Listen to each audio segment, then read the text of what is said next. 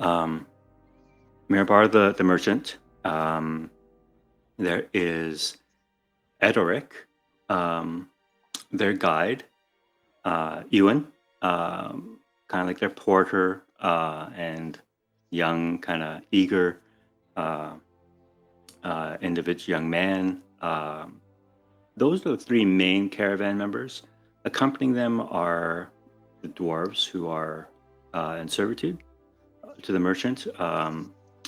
There is uh, Vogar.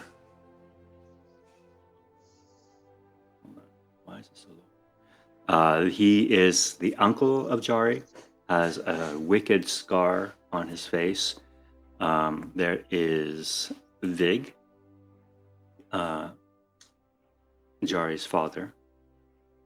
Um, those are the only two dwarves, along with Jari. And then there are two other individuals: a woman, dark-haired woman from Lake Town District, named Berlas, and her companion, a man of Gondor named Hirlinon.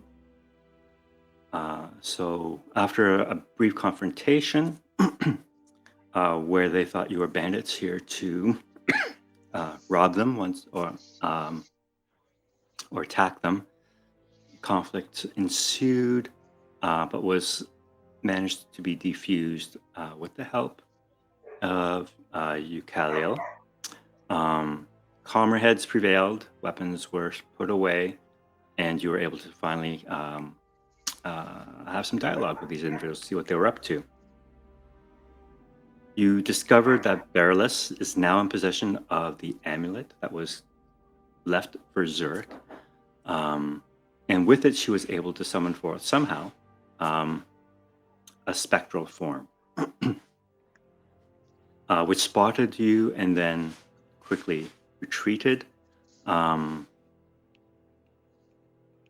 that's, I think, what prompted Mython to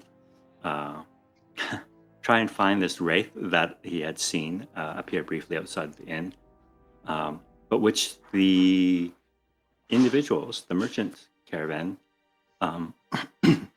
claim is a figment of their imagination. It never happened. They don't know what you're talking about. But what they have noticed is that Beryless, the woman, had fallen ill as of late, and her condition was getting worse. But upon receiving the amulet, she seems to slowly be getting better.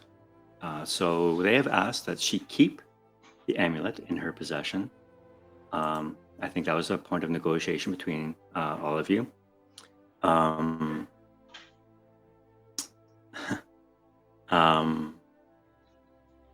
she went upstairs to rest. You questioned briefly by Eucaliel and accompanied by Goldie. She is mute, however, unable to speak, and she was left there to rest.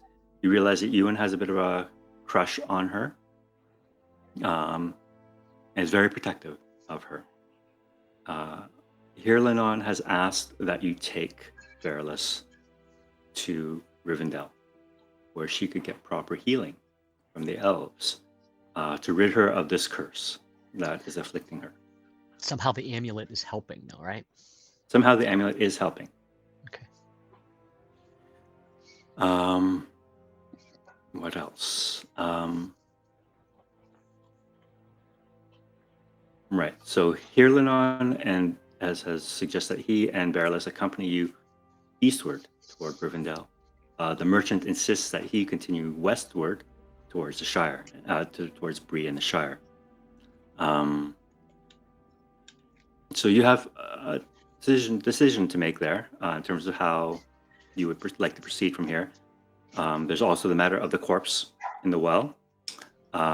During this conversation, you were taken outside for a brief moment, Zurich, by Jari, to find out more about Nari and to perhaps explain himself to you. In the process of that conversation, you were attacked by two arrows. The first one misses, The second one hits you square in the ass as you dive to protect Jari. The arrows seem to be going for Jari. You did notice that much. Okay. And by you diving over him and protecting him, you took the arrow instead. You managed to retreat back into the inn, and that is where we left off. So I think I listed out in Discord the decisions that you guys have for you. And where would you like to go from here?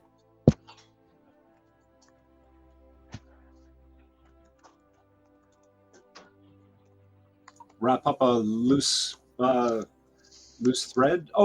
So what? Right at this moment, we still have somebody shooting arrows at us, though, right? Yes. Last you heard, the very last scene was, Lady Merlin looks different. Yes, I was wondering if she was eaten. She might have been eaten.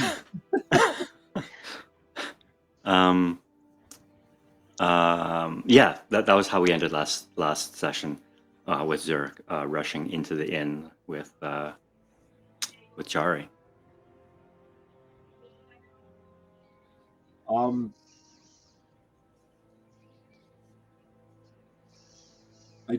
Do you have the tactical map up still? Does that? You should be able to see it.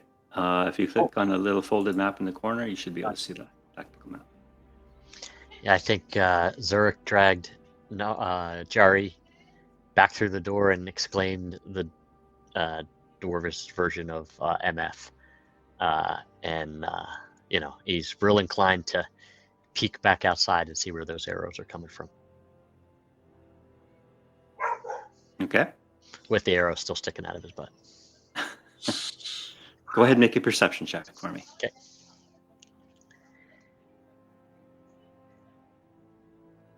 Just putting these pictures in. That's Fairless, the woman.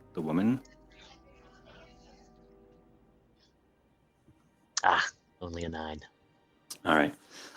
Unfortunately, these woods are quite thick around the Forsaken Inn, and along with the thick fog that perpetually seems to hang over this place, you're unable to see. Zurich will exclaim, "Take cover, we're under attack." All right, you see Ederic and Hirlinon draw their weapons. There's a sniper in the woods. You see Hirlinon, who I don't have a token yet still for, orders you to turn around so you can see the arrow. I do.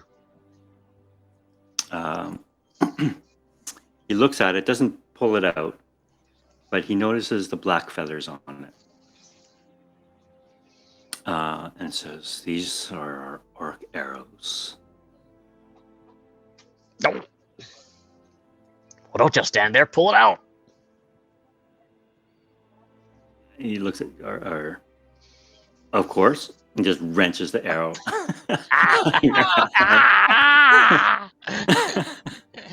Zurich howls.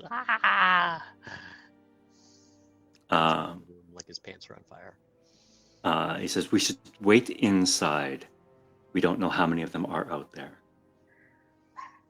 For those of us that are upstairs, would we have heard like him howling in pain or anything like that? Yeah, you would have heard the howl.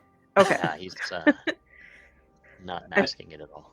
And I'm up on the roof still, so have I heard that as well? Yes. Lots of holes. So yeah. Okay, so can I inch my way up to the peak of the roof, sort of? Actually, I was hoping to sort of go behind the use the chimney as cover and sort of sneak up on that side of the roof, and then use the chimney as cover and look over, because I think, judging by where they got hit with the, I don't know that necessarily, but at least I'm going to try to get up onto the roof and get some cover. All right. So you're going to try and hide behind the chimney. Hearing the shout, I will get up from where I was sitting outside of Barelis's room, and I will, because she is now inside with the stable hand guy, right? The room is too small for you all to fit, so it's all basically her and you and the stable, the porter. You and Goldie are kind of sitting in the hall at this Yes, moment. I was just making sure that he was in there with her. Yeah. I will just knock on the door and say, you know, something's up. Stay in there and stay safe. And I will go like leave the upstairs to find out like what's going on. So I guess that's like coming down this back stairwell. Isn't that what Yeah. the upstairs? Yeah. Yeah. So I will head down those stairs and like keep my eye out around the area as I'm heading back Okay. inside. Go ahead and make a perception check as Okay. you do so. And can you tell me how you go around the building? Do you go around the back towards the well, or do you go through the archway? I am planning on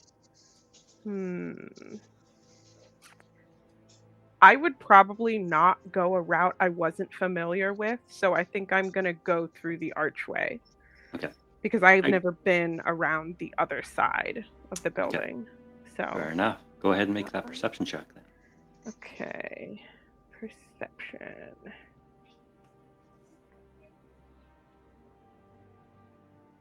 Not great rolls, 18. but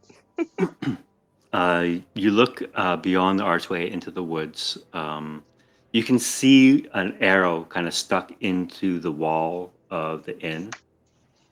I think I still have disadvantage because wait, Right. yes, ability check. Yes, Yeah, you're still I'll just roll again. okay. I just remembered that. Okay, so All right. it's a still No. 13. Yeah. So you don't see anything in the woods or any form of attack, but you do see the arrow stuck in the wall. Okay. Is it like super embedded or could I pull it out easily? You could probably pull it out. Okay. Then I will pull it out and take it with me to inspect when I get inside. Okay. And Goldie? Oof. Yeah, if you want to come with me, you can, or you can stay and like stand guard at their room. Yeah, I'm gonna kind of go to the stairs and peek, but I'm gonna stay upstairs and just yell if you need help. I'll yell if I need help, I think. But I think we Okay. should make sure they don't leave. Okay. So you can yell, I'm going to bring you inside. Jari's going to be a little more deeper in. Goldie, those three are still upstairs. And you hear more footsteps coming downstairs. It's the two dwarves, Jari's uncle and father. They run into the building as well. Ready your weapons, brothers. Vogar, the battle-scarred one, that's probably a little not all there upstairs. He just runs right across the road into the bush.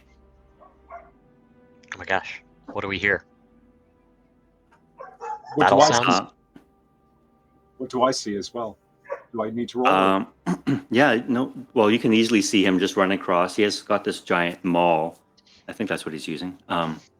Yeah, and he's just starting to thwack the bush just to try and clear his way into it, looking for something to hit. Jurk will go after him with his shield up. Not into the bush like him, just out into the front yard, essentially, with my shield up. Dodge action if needed. Mython, what are you up to in this time?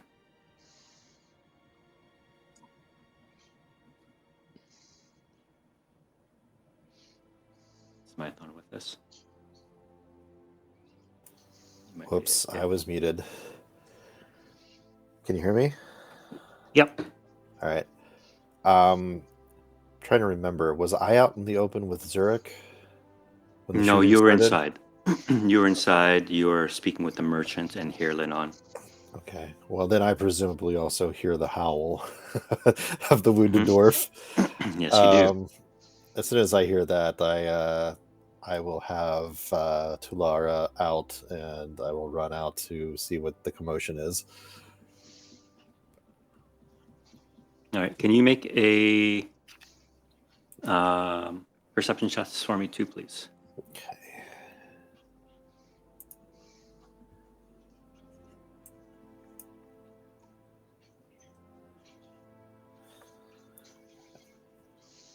Exhaustion affects It does. Yeah. everything, right? Yeah. Yeah. All Okay. ability checks, including initiative. All right. You unfortunately do not see anything except Volgar thrashing his way into the forest.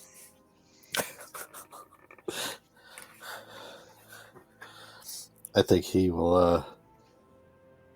He'll just look at Zurich and say, "What's happening here?"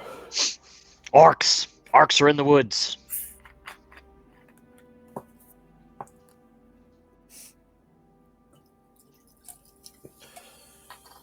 Okay.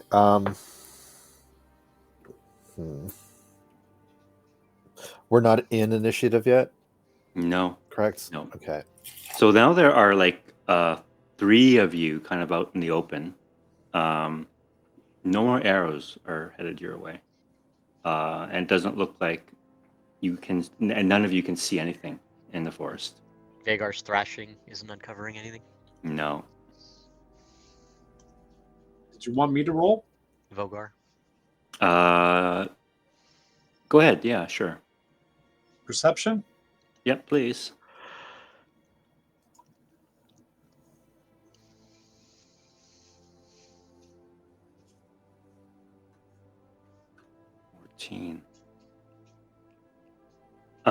You do not see anything either.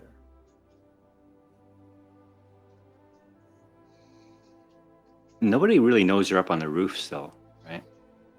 As far as I know, nobody knows. Yeah. Okay. After a good 10 minutes of Vogar just thrashing his way through the bush, he finally looks a little winded and just kind of grumbles, walks right past you, Zurich, not even saying a word. Not even coherent, but just kind of walks back into the inn. I will take one last look over my shoulder and follow him back in. And Limp. during I will that limp back in. during that time, do I sort of concur with Herleon's opinion that those arrows were orcish? Like looking at the arrow that I retrieved? Make an investigation check. Investigation with disadvantage. 13. They certainly do look orcish in nature. And Mython, you would be able to tell as well. They're certainly not elvish or used by rangers at all.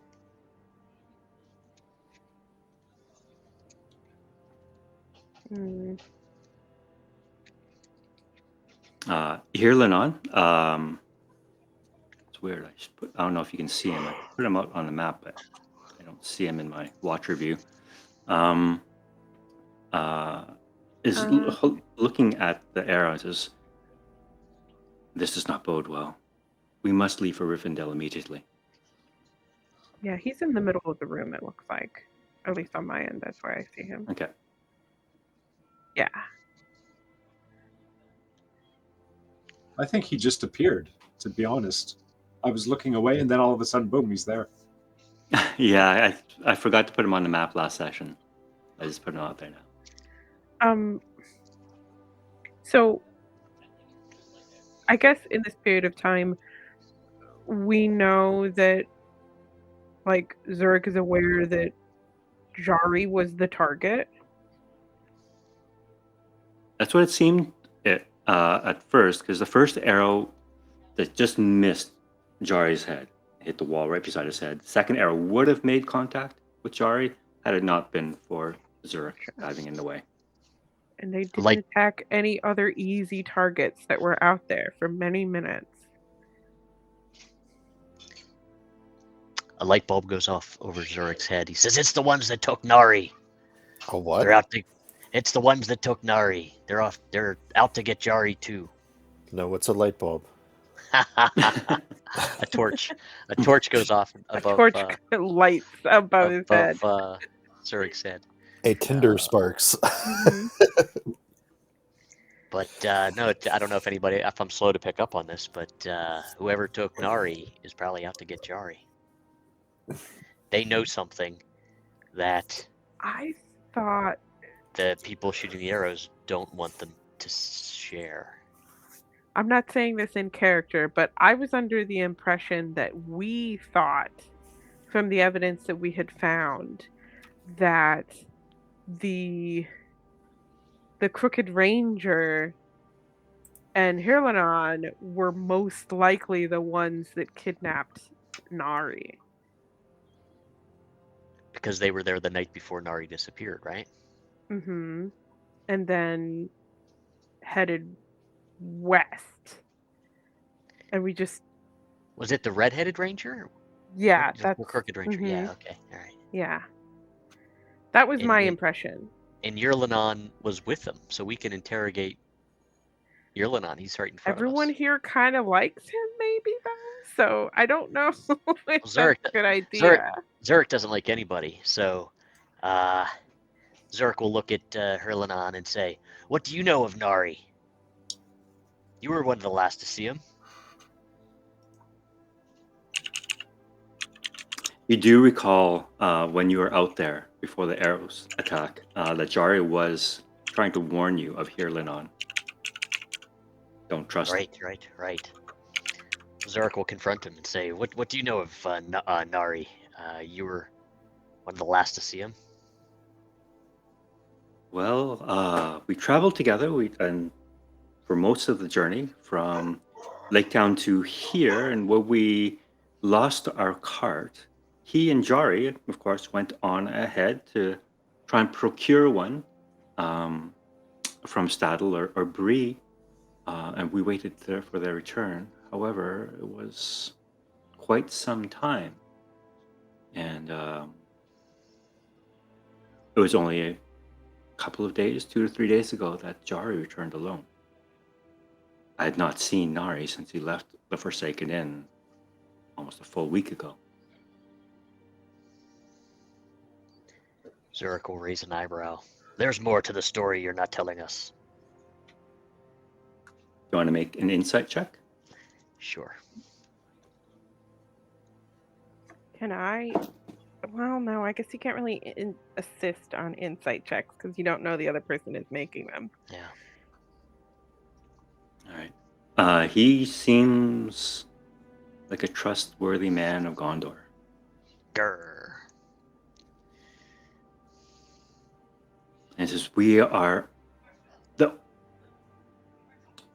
forces of evil know that we are here.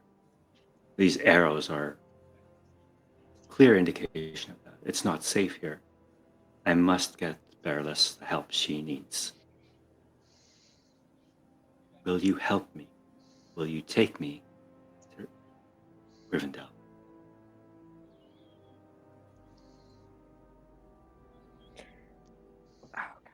I'm actually in the room, so I now know that that's their request.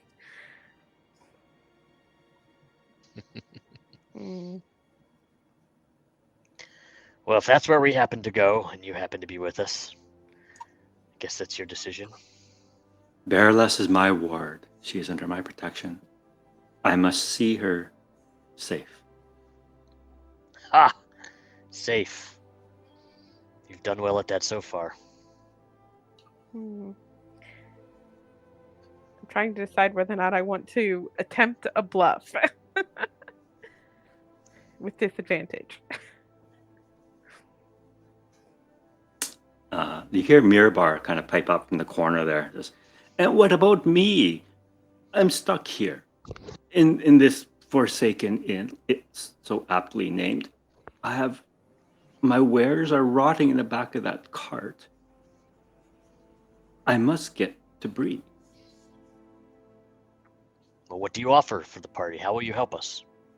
Or are you just going to be a freeloader the whole way? Freeloader. If you were perhaps to be able to procure me a couple of horses, and you guys came with one, right? One you have your cart outside. But we've already had 2 horses stolen from us. And he kind of says, I understand you have a horse outside. I will pay you a handsome sum for that mount. And even more so for the cart it carries. What do we need of your coin? Zarek will say, and he'll look around to his companions. Now, who does not need coin? The world revolves around coin.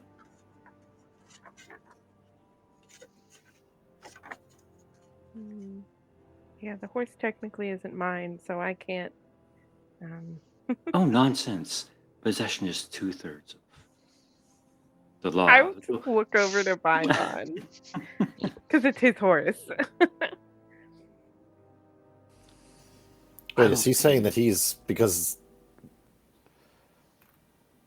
Who is he insinuating that the horse belongs to? No, he's asking us to sell him the horse and our cart so that he can go to Bree.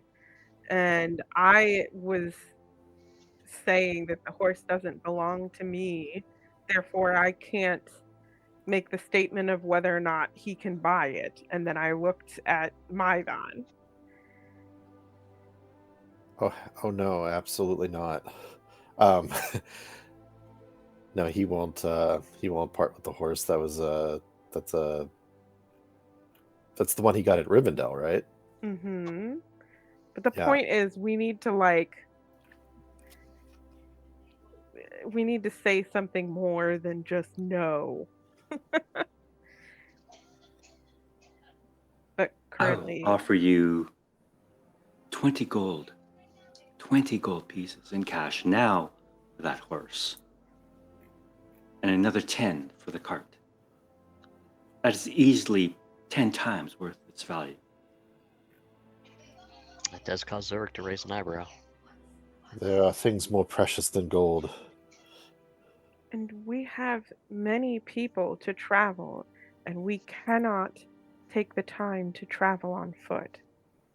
The cart is just as necessary to us as it would be to you. 40 gold for the horse and the cart.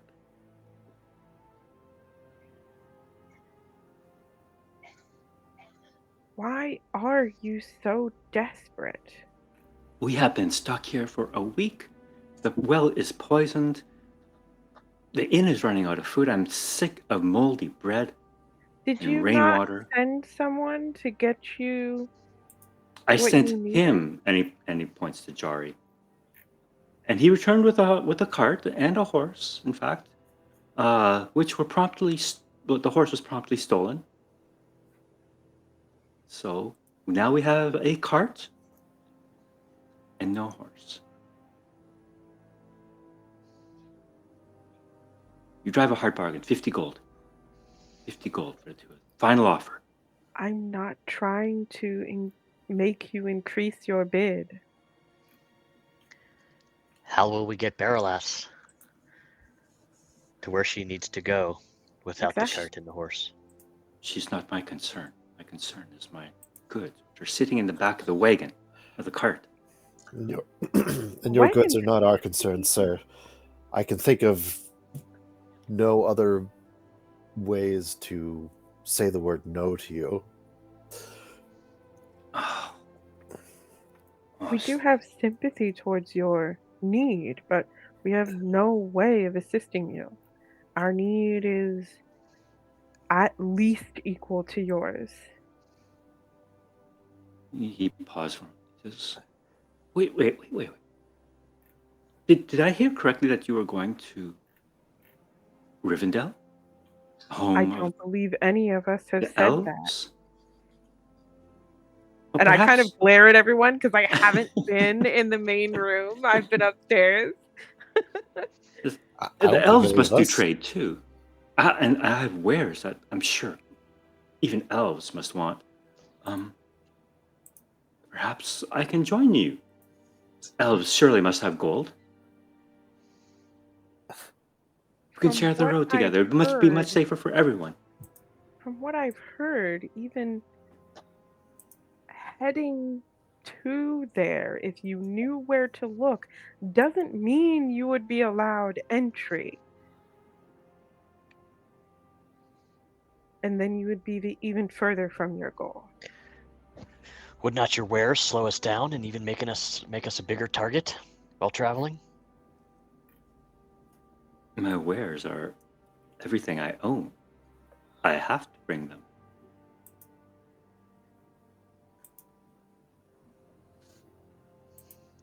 You're not very convincing for a merchant.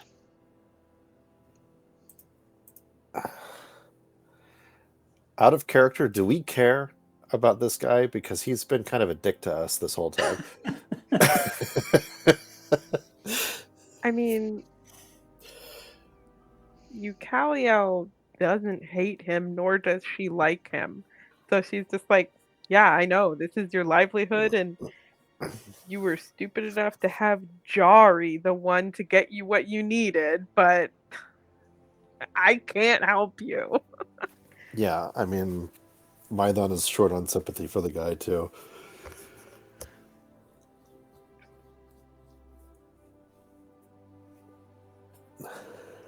So, Anyway, I mean, Oh, regardless, how about- Mython is not going to part with the horse. That's fine. That offer is taken off the table. But if you take me to Rivendell, and I am able to establish a trade route to the last homely house, that could. why would the elves of a hidden city want to establish a trade route? Oh, once they see my wares, they'll, of course, want them. If you were to help convince them that they require my goods, I'll give you a fair share of the profit. Say 10%. I think Eucaliel at this point just sort of like shakes her head and says, I'm going back upstairs to check on everyone up there. And she just looks at Mython and just says, I assume you know my opinion on any of the sort of dealings that might be going on down here.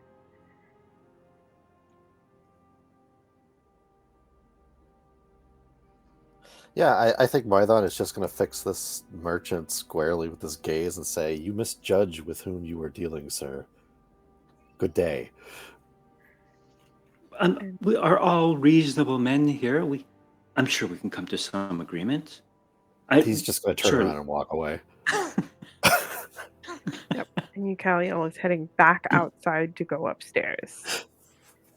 How much of that conversation did I pick up? Make a perception check for me. I must have heard something about my wares, right? Yeah, like I even said a few times, like that cart's not even yours. 19. You caught all of the conversation. Okay, I'm going to sneak down. Sneak as much as I need to. I want to go. Is this the cart actually over here, or I'm trying to light that up?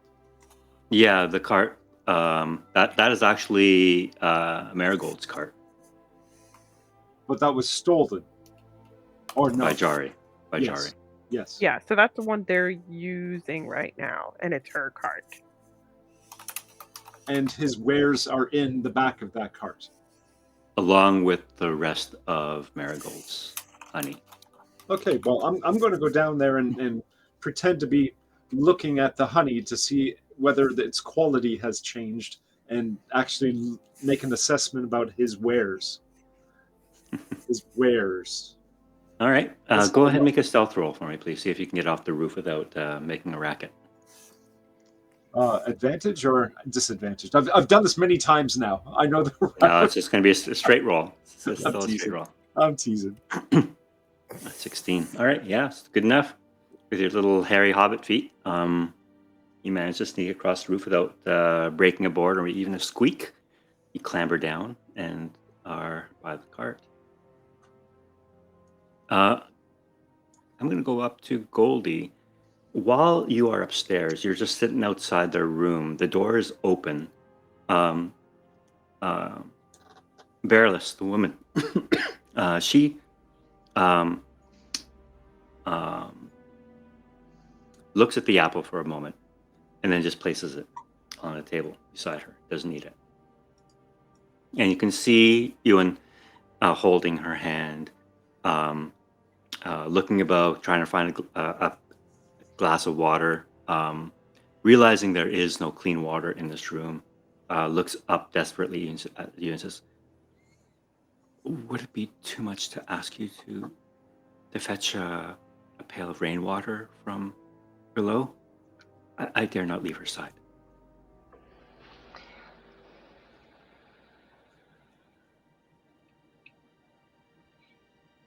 With the conflict that there's been going on upstairs, I think someone's gonna chop my head if I leave. On the other hand, I cannot harm her, as you can see. If you want to, you can take this dagger with you, and I'm just gonna sit here while you go fetch it. I'm just a hobbit.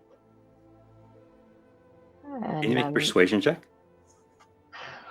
I'm just a little hobbit. It'll be a straight roll, not with disadvantage. Okay.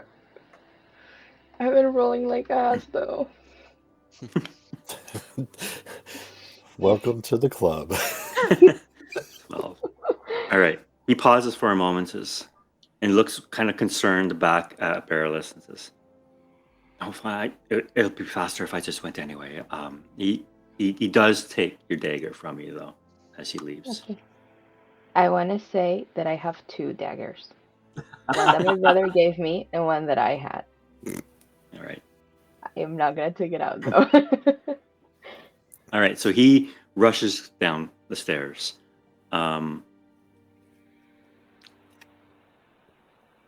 Turk, I need you to make a stealth check for me, please, as you can hear him running down. See if you can hide before he sees you. Where's Marigold? Marigold is inside. I'll say she's having a nice conversation with Jack about setting up shop. Moving to the Shire. Yeah. I think maybe if she's not going to be like very involved in this session, I think maybe it would be a good idea to like post her on watch with the horse and the cart. Because I have a feeling that the merchant is not going to take no for an answer. All right, so she can position herself at this window here, where she'll have a clear view of the horse and cart. Okay, good. What's Ederic doing while we're negotiating with the merchant? You gave him a nasty wound, right? I remember here he was wounded quite badly. I think I did. Is either me or Mython thunked him? Mython clipped him with Tulara pretty badly. Yeah, so. yeah, that's what happened. Yeah. Okay, so he's busy just kind of cleaning his wound and trying to bandage himself up the best he can. But he's not too interested in supporting the merchant's position. He's preoccupied. He's neutral. Hired hand, yeah. Yeah. Same with the dwarves. The dwarves are just keeping silent. they're kind of whispering now to Jari, asking what happened. But they don't really care for the merchant themselves, obviously. Zurich will say to the merchant, "You've misjudged your value to us. You might want to rethink this." All right. With 14. Okay. Turk, you see Ewan rushing down the stairs, looking for a bucket of rainwater that he can collect. You manage to duck behind the cart. I'll say, Icaliel, you probably pass him as he comes down the stairs. Okay, I'll just say, is everything all right? Yes, I'm just fetching some water for her. It feels like she has a bit of a fever. Of course. And I will pass by him and head up the stairs. Okay. He doesn't seem to mind. Okay. Knowing that you tried to help her earlier, he trusts you. Yep. Turk. You see Ewan kind of just running around behind the kitchen, pick up a bucket of water. It's kind of sloshes about. He looks at it, smells it, kind of dips his finger in there, tastes it, shrugs, and carries it back up the stairs. He did not see you. Better than well water. Make an investigation check for me, please.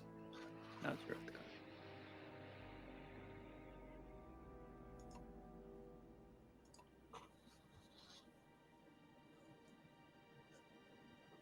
All right, so you see buckets of, not buckets, but like containers, small like honey pots, clearly from Marigold's farm.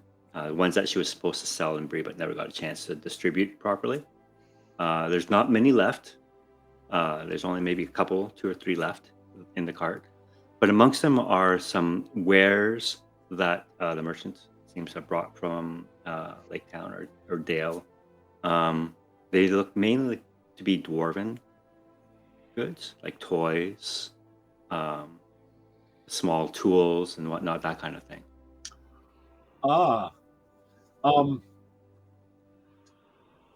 Turk's going to think out of the box, or do his best.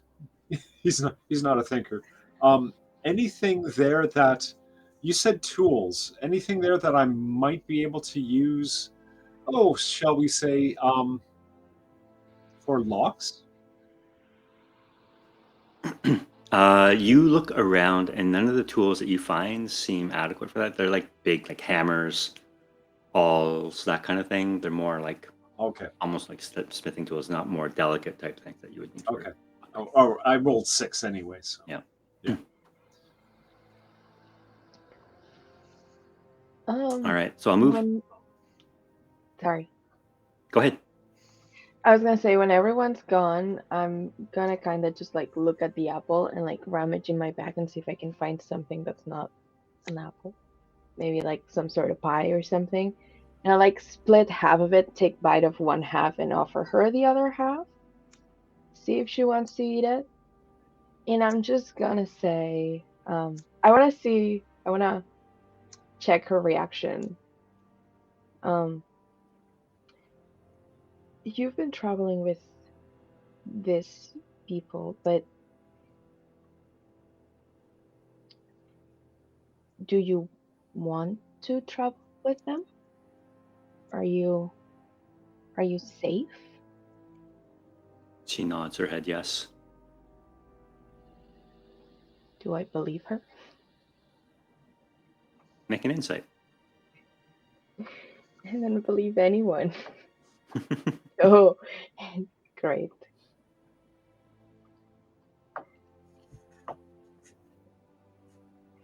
Nine. Oh, you have -1 on your insight rolls? Yes. I Yeah, believe no, everyone. she seems quite genuine. When she nods, there's no hesitation at all. Her eyes go a little wide. But yes, of course. Okay. I'm asking because someone told us that Kirlinon might not be, I don't know, Of good character? He seems so, but that's what I've been told, and I'm just trying to suss it out. And I'm He just gonna frowns a little at that. Um, I don't know.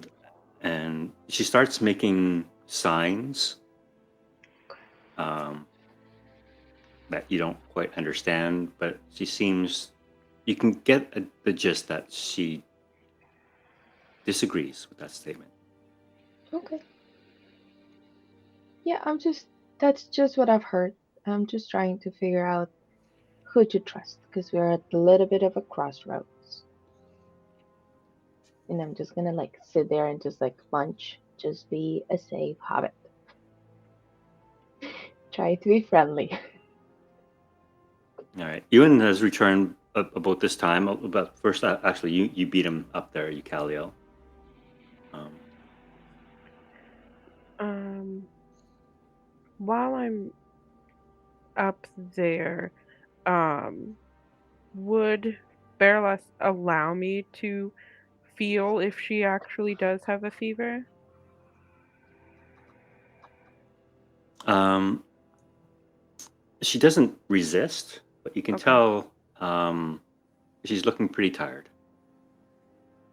Tired, but does she feel unusually warm, unusually cold? She feels a little cold. Yeah, like before. Okay.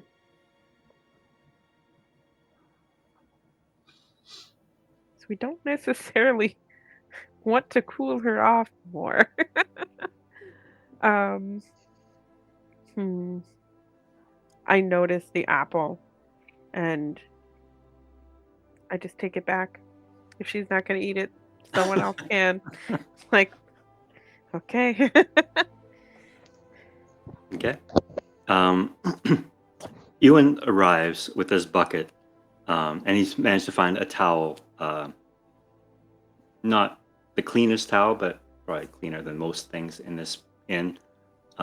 He sees you kind of lingering by the door, Eucalio, and he sees Goldie inside and says, excuse me. And he tries to push past you into the room. Yeah, I will move out of the way for him. Yeah, and I'll get out. Okay. I will mention she seems cold. Best not to reduce her temperature more. He looks at you and looks at her. And, oh, I'm really not so good at this. Are you sure you can't help? I thought I heard mention of a place that they could bring her where she could be healed. Do you think There that's is a possible? place that we could bring her where she may be healed. Please, please, you must help her. I'll do anything. You'll I'll do work for you. anything. I'll work for you for free. I don't need you to work for me. But you remember our conversation we had before. I am more than happy to take her somewhere where she can be healed. But I do not trust Erlanon. If there's any way you can convince him to let her go with us without coming with us himself, You can I will see do Bearless everything in my power. starting to sit up, just kind of prop herself up on her elbows, look over her shoulder at you, and she has an angry look on her face, and she's nodding no. And then Ewan kind of looks at her, looks at you, and it's like, Hirlanon has been by her side since we met. He's been nothing but protective of her. Okay. I guess I will look at her when I see her so angry about me suggesting that he's not around. And I'll just say, you've heard our conversations. You know of the place that we talk of. Can you promise me that it is safe to bring him there? She nods. Yes. Okay. Can I insight that? And she like holds her hand to her heart. I would like to insight that. Not that I will be great at it, but I would like to try.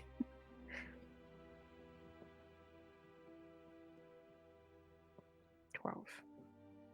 She seems quite genuine in her belief that he's no threat. In fact, she's angered by the fact that you would suggest otherwise. Okay. At this, Ewan says, she's upset. She's not feeling well. I think it might be best if you went back downstairs. And I can leave, but if you are honest and you want her to get to safety, prepare her for travel. I'll do that. But first, she must rest. There's apparently orcs in the woods. We may have to leave quickly. Looks at you wide. Oh, orcs? There were people being shot at by orcish arrows. We have seen nothing. He takes the dagger out that Goldie gave him and looks at you, Goldie. Would you mind if I keep this? I actually would mind. That's my brother's. If you want some, I'm pretty sure the guys downstairs that attacked my friends have something for you. Or you can go get your pitchfork. But I'm sorry, I'm not gonna. The pitchfork is just still leaning up against the wall. And okay. Longer And he passes back the dagger back to you.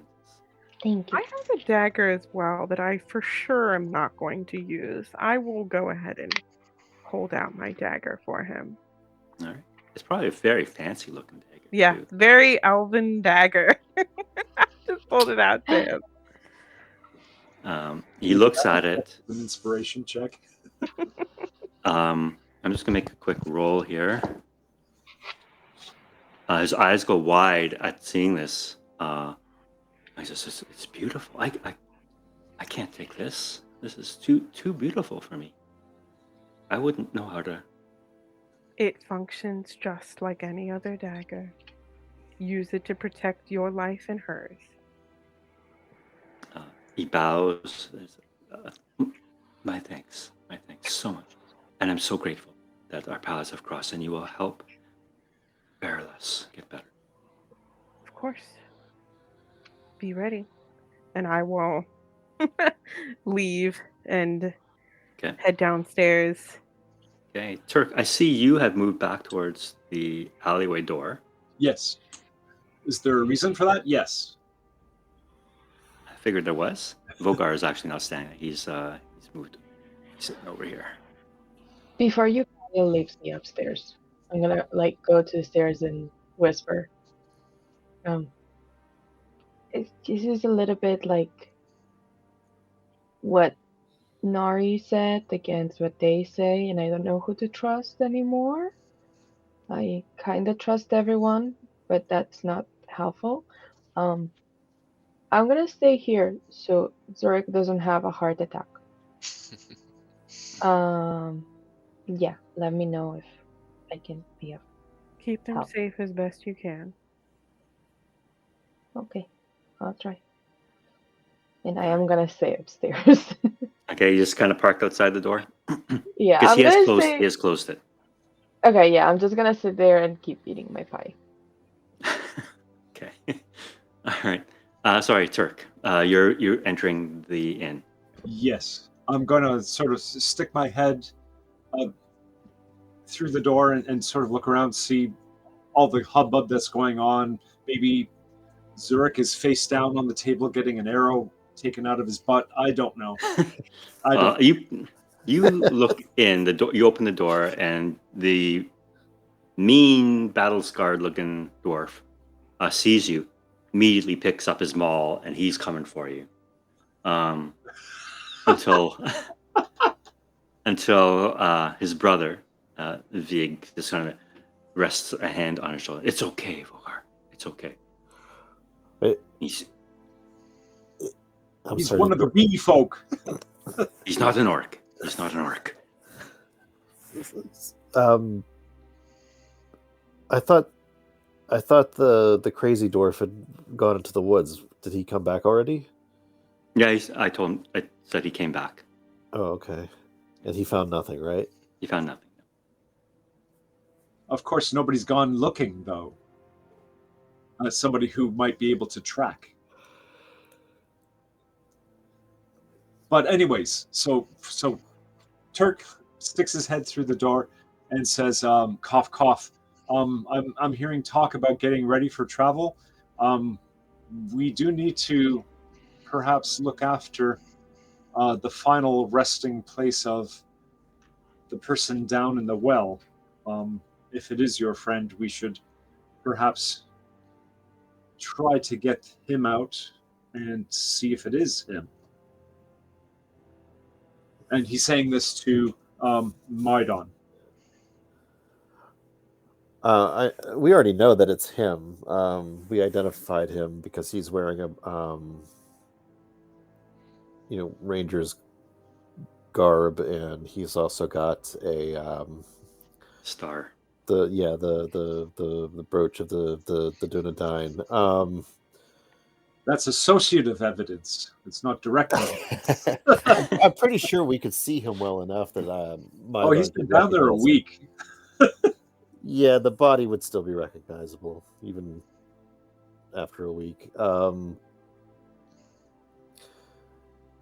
But yeah, I mean, we do need to fish him out and give him a proper burial. But before we get to that, Maidon wants to talk to Turk. He approaches and he says, "You were on the roof when the wraith appeared. What did you see up there?" I saw quite literally her touch the brooch, and the wraith came forth from it. The girl. Yes, the girl. Do you say this in the room? Just to Maidon. Okay, Everyone else should have seen the damn thing. I'm gonna make some perception checks here. Oh, we are kind of we're standing outside the room. I know. No. I know. That's why Kaliel didn't say anything to anybody about it. Yeah, but you didn't see anything. You didn't see that. Yeah, but you told me when I first went upstairs. You like leaned down over the roof and told it to me, and I was like, "Okay, keep moving." Yes, I remember now. I'm sorry. All right. So Maidon, I'm gonna move you down to the door. So I'm gonna say you're talking to Turk down there.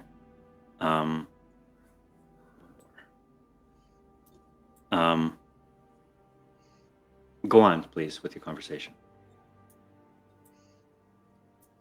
Do you think some of these stout dwarves might be able to hold on to the rope while I go down and try to somehow bind up the remains to be pulled up? Ha! Not while there's arrows flying. That's on the other side of the building. There are woods all around, aren't there? Here, Lenon says, there are indeed. I dare say it is unsafe for anybody to be leaving this building at this time. I suggest we prepare and make to leave in the dark.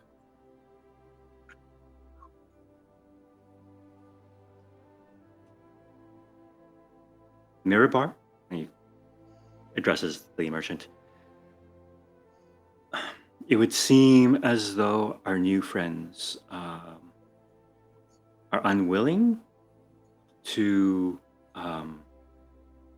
escort you to the place that they're taking myself and Barelas, but I shall send word to the elves of Rivendell and tell them of your plight, and I'm sure they'll be here within a few days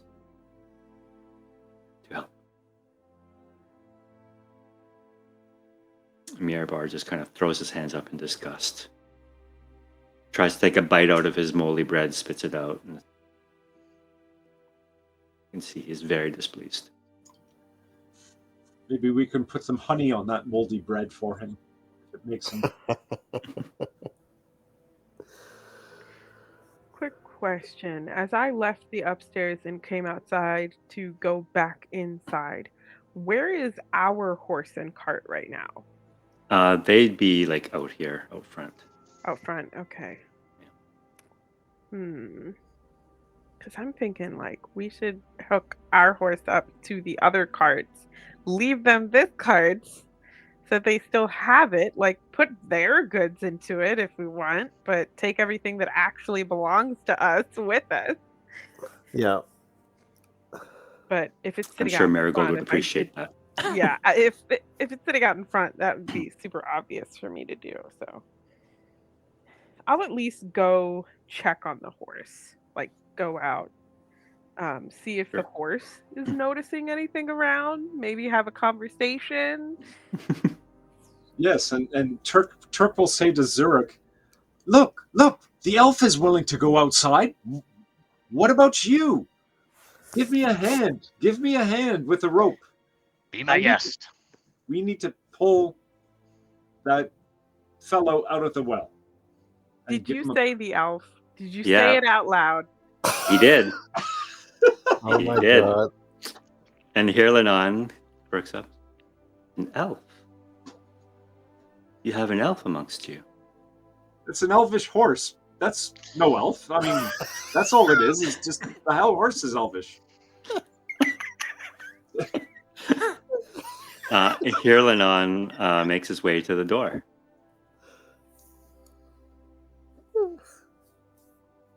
Oh, my mouse is not behaving. All right, so Hirlanon is now very curious about the elf who is now out front. My goodness. Mython is sorely tempted to box Turk's ears right now. This is just a mistake. Hiding in the tree. Moves away, slinks away. Specifically into the outhouse. Yeah. So, there's an elf amongst you. Surely the elf knows where Rivendell is. Surely your elf can help. And I thought I heard that the horse is from Rivendell, and he tries to move past you. Mython, do you let him? I think Move on. Mython will put his hand on the man's chest and he will say, "Sir, you are entirely too eager." I am simply trying to find the most expedient way to get help for my friend. My ward. We've already addressed that. We will take her with us. Very I think good. he's. then I think Mython he's aware of that, right? Because that conversation was taking place upstairs, wasn't it? Yeah, but I think that we've at least discussed both upstairs and downstairs that we might be willing to take her, but not the Okay. specifics of whether Erlanon is going with us or not. Okay.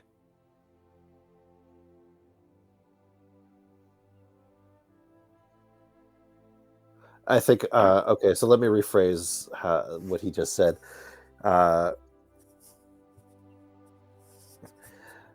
He'll say, "We may take the girl with us, sir, but nothing has yet been decided about you."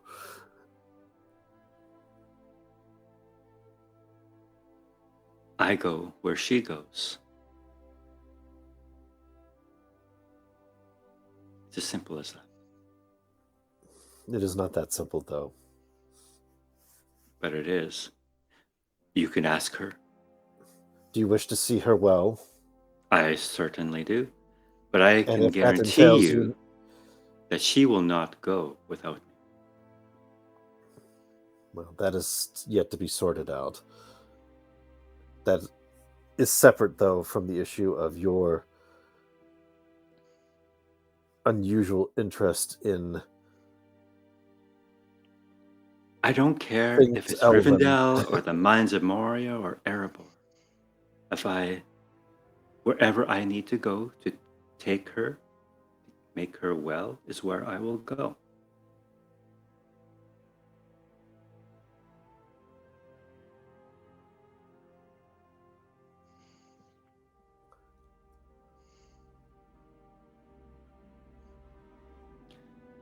I feel our discussion has come to an impasse.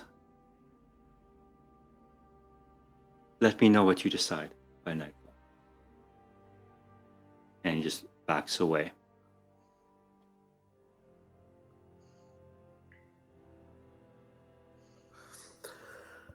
Okay.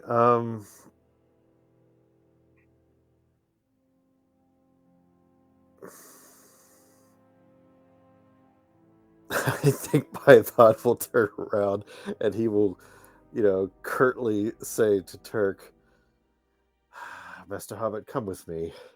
Have to knock on the outhouse door, though.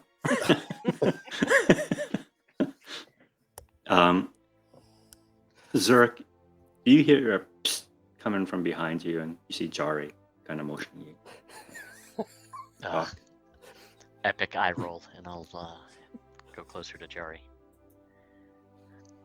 And he says, Oh wait, we don't want to be near Hurlanon, right? He's probably going to talk shit on Hurlanon, so where should we go? Jari doesn't want to step outside anymore, but We can head into this corner on All the right. other side of the hearth. All right. Yeah, I'll drag Jari away from Hurlanon behind the hearth. All right. He leans in and whispers, so are you really planning on making for Rivendell then? Circle nod.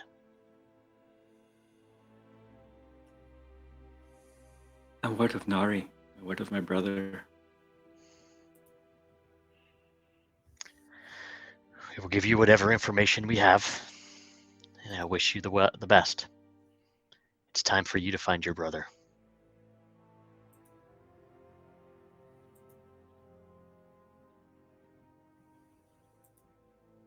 He looks back at his father and his uncle and back at you.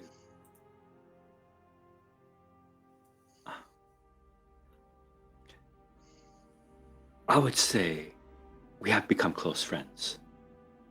Have we not? Perhaps the best of friends, one might even say. I have you to thank for my life, and I am in your debt. And it would be amiss of me to ask any more of you and your friends. But I'm afraid I am not cut out for this sort of thing.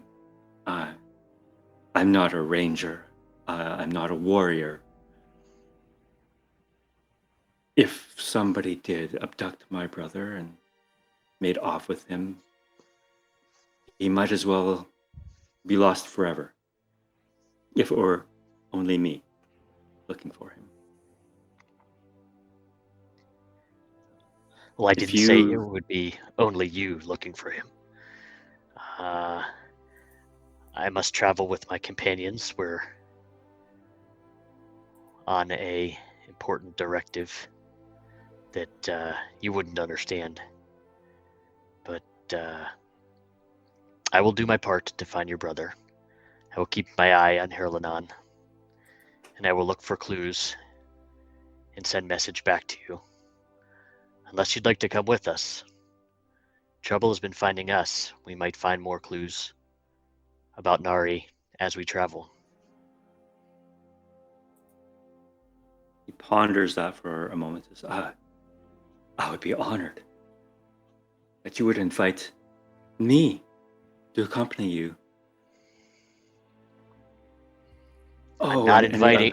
I'm not inviting you. I'm challenging you to find your brother. And if your travels take you in the same direction as us, so be it. But Well, let me be clear. semantics. You must find your brother, and if you feel that you're not up to it, well, get up to it. But perhaps through your tutelage and your bravery and skill and your experience, you might be able to train me. Go blow smoke up somebody else's ass, Jari.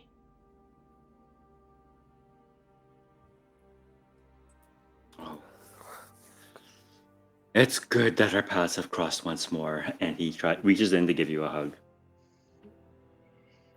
I will reluctantly hug him. Like it hurts. Like it pains me to do it. Do you honestly think it And would then be best for me after to we follow, disengage, to accompany? after we disengage from the hug, I'll check my I'll pat down my pockets, make sure my wallet's still there.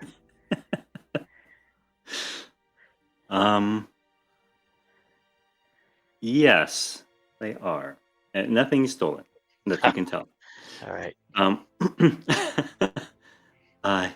He does say, so do you honestly think if I were to accompany you that we might be able to find some more clues as to where the whereabouts of my brother? I will be looking for your brother as well. Excellent. And if I find clues, should you not be with us, I will get the information back to you. I will be by your side where I belong, and you will be by mine. Be your own man, Jari. Brothers in arms to the end. Own up to your heritage. Make your father proud. Oh, that is a much larger task than you realize, but I will make him proud. I suddenly am renewed with hope. And he just skips off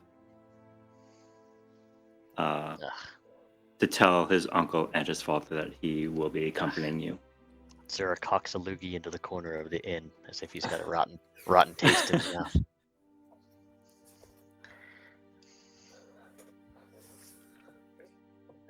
So what does Bathron have to say outside before I come back in and discover that my secret has been revealed? Just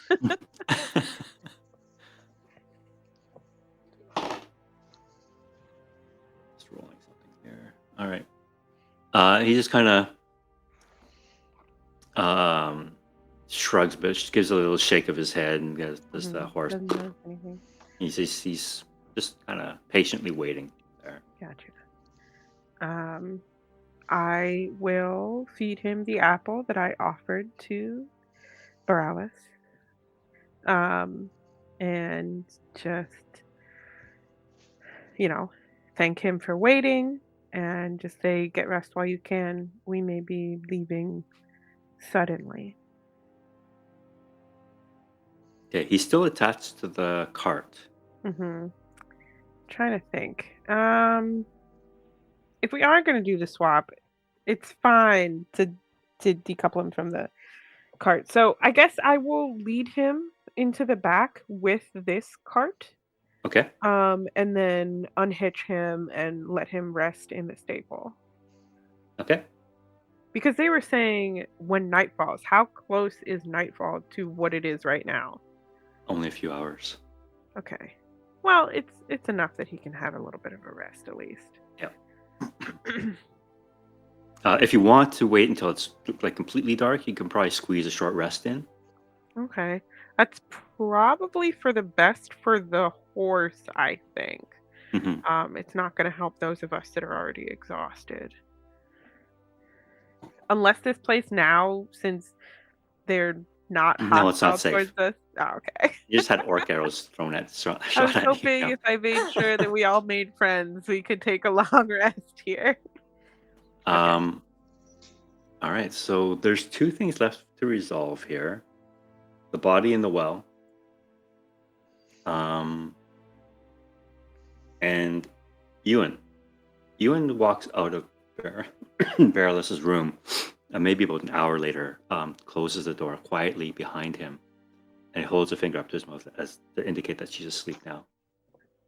And said, it turns to you, Goldie, and says, if you make for a place where Bearless can heal, I will accompany you. You say it as a statement and not as a question. I am going to be honest. I don't know where we're going, when we're going, and who's coming, and I am not the one to say so. However, you said you did not, they met you on the road, right? They joined us at the very beginning in Lake Town. Yeah, near there anyway. Okay.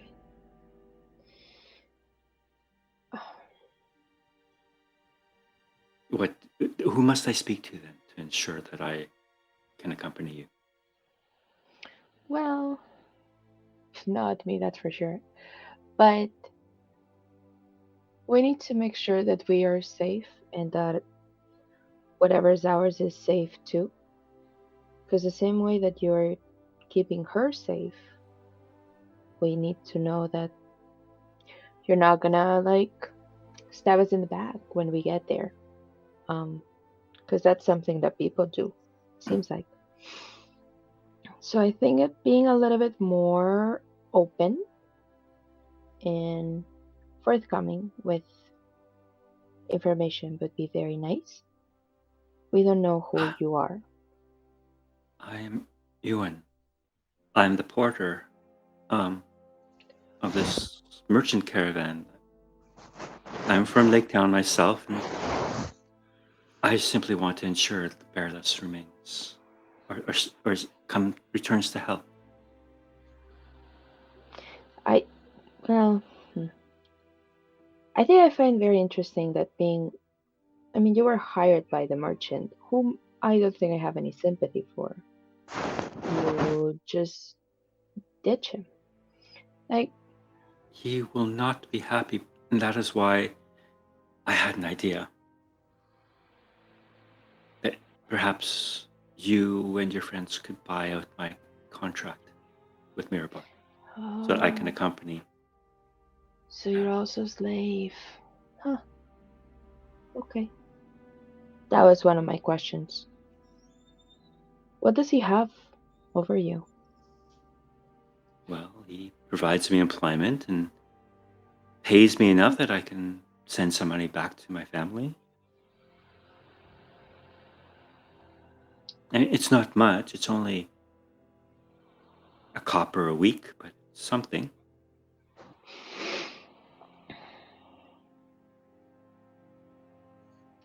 Um, I don't know if you know this, but usually when someone works for someone else, no one needs to buy them. You just work for them and they pay you as long as they need you. And then when they don't need you or you don't need them anymore, you just walk away. I have no quarrel with Mirabar. He has treated me fairly. I have been promised to, under contract, to accompany him to Bree, and if necessary, beyond. And that is the portion of the contract that I must be bought out of.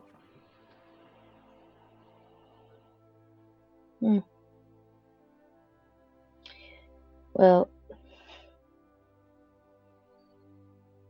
I don't have any money, so I would not be able to buy you out anyways.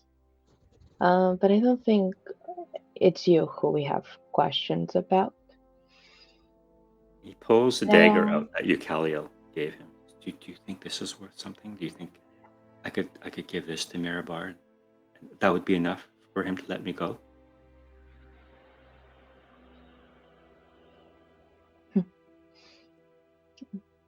I think this was more a loan than something you can use, and maybe you should talk with the owner of the dagger instead of me. This all seems so complicated. Maybe you can just sneak me out with you. I can hide in the back of your cart under a tarp or something.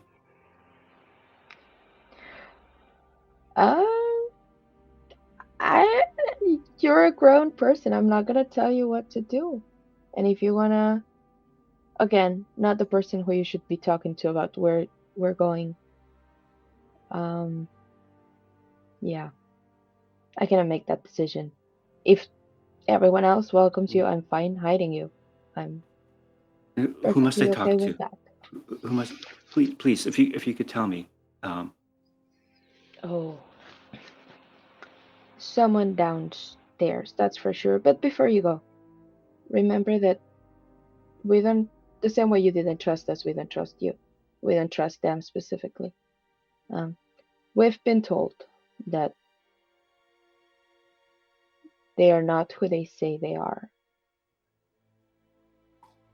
We're just trying to, or I'm just trying to suss it out. I really don't know what's happening downstairs. There was some yelling. You can see a look of pity cross his face as he looks at you. And he kind of kneels in front of you and says, I am truly sorry for whatever hardships you have experienced in your life to bring you to this point where you are unable to trust anyone. Oh, I trust But you. I'm gonna be honest. I would let you come with me, but I don't know where we're going. We were ordered to go somewhere, and it seemed important.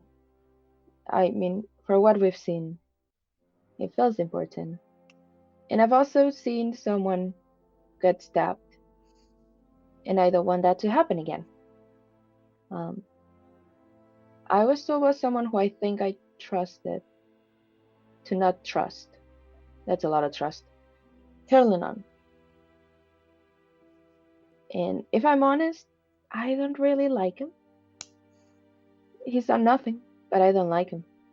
So unless you can change the tides, well, all I can tell you is that he's been a good man to us. He's protected us. He's negotiated for us with no pay as well. We just simply shared the road with him, and he volunteered his services. Hmm. I do not understand why you do not trust him, but he and Berla seem, what's the right word? Very well acquainted with each other, although not in a romantic way. He seems to be her protector.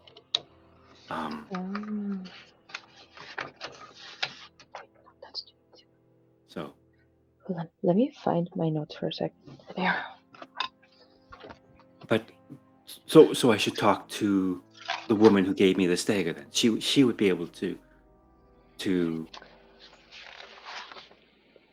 She'll be for sure give able me to give you permission. more insight. Not permission, but insight. Before you go,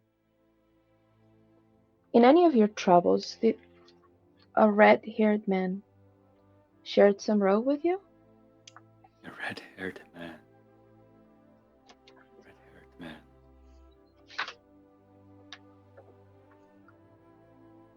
Yes. It was maybe 10 days ago, before we crossed the last bridge and we were in the Trollshaws making camp. There was a large man with flaming red hair. He and Hirlinon were in deep conversation. I understood him to be a ranger of the north, and that he was simply warning us of the dangers of the Trollshaws. Do I know where that is? Let me open my map. Yeah, I think if you look in your handouts, you'll see where Okay. that is. Oh, okay. That's pretty much the direction we're gonna be going. Yeah. And we met him at Weathertop. Yeah. Only he was coming from the west, wasn't Yeah, he? When we He met was coming from the north. Oh, from the that's north. right. Okay. So he must have like circled around and then come down. Which is the way the birds went. Yeah, the birds flew north. Yep. Sorry, hold on. Gold is the cat is actually empty. She doesn't have much intelligence. Uh, I feel like around now, if it's been like an hour and change, Eucalia would be returning to the upstairs because she finished with the horse and everything. Okay. So yeah, I'm just. I see that you really care for her, and I would have no quarrel with you or anyone, but we've been hurt pretty badly. Someone who I really cared for was um, tricked and left for dead. We were able to save him, but that kind of has left me feeling that I cannot trust anyone that tells me to trust them. Um, and He's now kneeling in front of you, and he is holding the dagger with two hands, kind of like blade in one, and palms up in front of you, and says, "I swear upon my life that I will help you in any way that I can, as long as I am able to get Barilus to safety. Once she is safe and cured, I will be in your debt and in your service." well, there's no need for that. As long as you're sure that she is good, I think we might be able to help her. Again, not the person to talk to. I hope we can help you. Thank you. Thank you. And about this time, Mikalia, you'll be switching up the horses. Can I get you to make an animal handling check for me, please, just to see Okay. how well you can do this without. gotcha. I'll Because I'll assist as well because I'm out there and I would see her bringing the horse down and Okay. through. Okay, I thought you were still in the shitter. So. no, he's done there. I'm paying attention. Paying attention. Well, hold on, because Mylon was. Remember, Mylon was. Sorry, I need to gather my thoughts. Mylon turned and invited him to come with him. Invited Turk to come with him. Okay, where are you going? I was going to take him back to the well. We were going to take care of the body. Okay. So it looks like a little party's going to be gathering in the backyard of the Forsaken Inn. Gotcha. Well, All since right. an hour passed with me doing the horse stuff, do you want to do that first?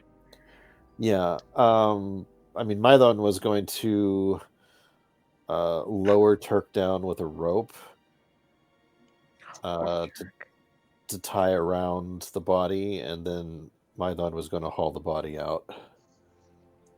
And yes, he's lowering Turk down partly as a as a rebuke. Oh, come on. You're going to do it, man. You're going to do it. You're going to get the body. Yep, it's like I mean, he was the one who was talking about it anyways. He was like, "You're so keen on getting that I body." know it was out a of loose thread. It was a loose thread. We have to do it. Yeah. But you get to go down into the stinky well now. Well, I've already rolled my shadow roll, so I hope I don't have to do that again. No, you do not. It is still quite gross. It smells really bad down there. And his body's kind of swollen up a bit from the water. Yeah, this is not pleasant at all. But you managed to like harness like a loop underneath his arms to help Mython pull him up. So while he's being pulled up, you're still stuck at the bottom of the well. As soon as I get the body up, I'll lower a rope back down for him to climb out. Okay. I'm not just going to leave him down there to stew, you know.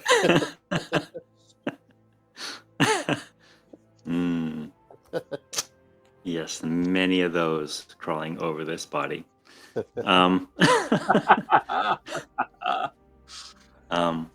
right, so with the corpse now pulled out, Go ahead and make a medicine check for me, please, or investigation. Yeah. That would be to my thumb. Investigation, or what was the other one? Medicine. Well, I'm down at the bottom of the well though, so I'll be seeing if there's anything floating around that might be loose. Sure, you can make one too. Go ahead. So yeah, maybe together, or can I boost his by speaking of No, different? it'd be separate because you guys are not in the same spot. You guys Gotcha. have Gotcha. opportunities to look at this thing. Ha! I'm overwhelmed by the fumes. Oh, so are you. Oh yeah, this body is, I would say, like hard to recognize by this point in time. It's kind of, yeah, it's a mess. It is a mess. But it's up there in the ground in front of you now. You Caliel, you see this going on behind you as you're swapping out the horses, and as this thing kind of slops onto the ground with this really awful sounding slurp. Yeah, the smell is quite bad. Yeah. Yes, time to eat. You guys should recruit Jari. He already has experience digging graves. Graves. That's a good idea. Make him work for it. Alright. But for my animal handling, I was going to argue for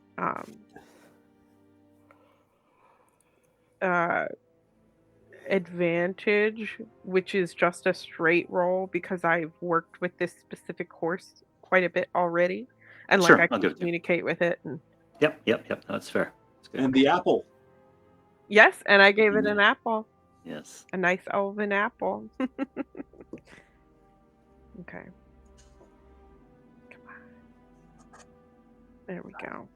Nice. All right. So you managed to swap out the carts without making much of any noise. Actually, quite sneakily.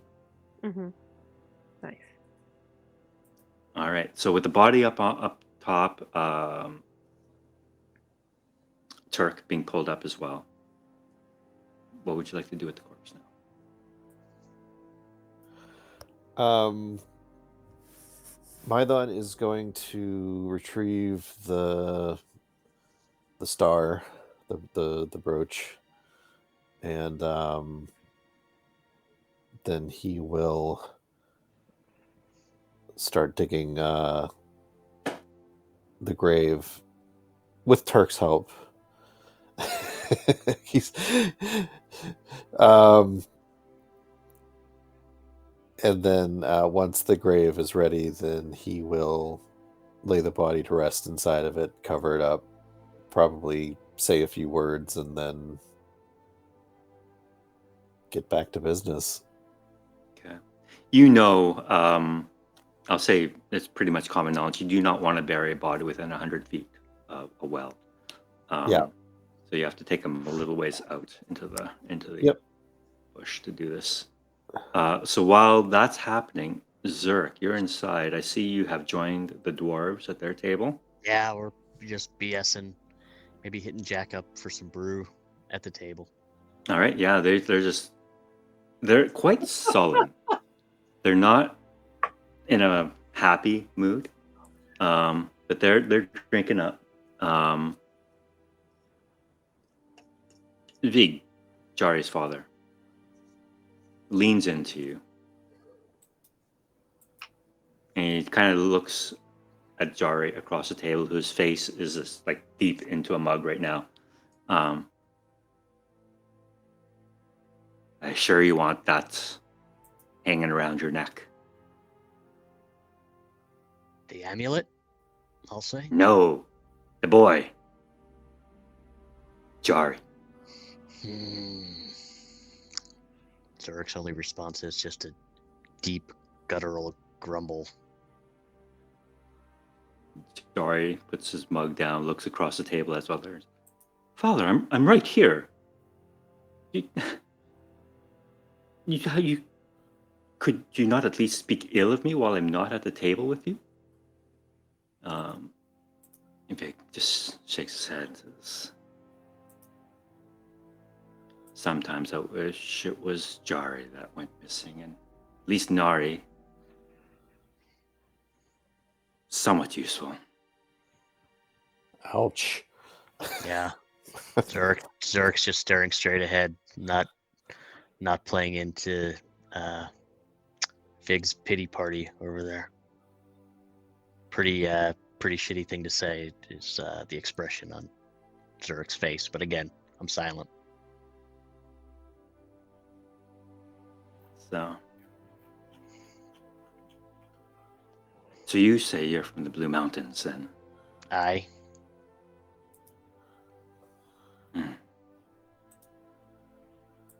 And when were you there last? Do you remember?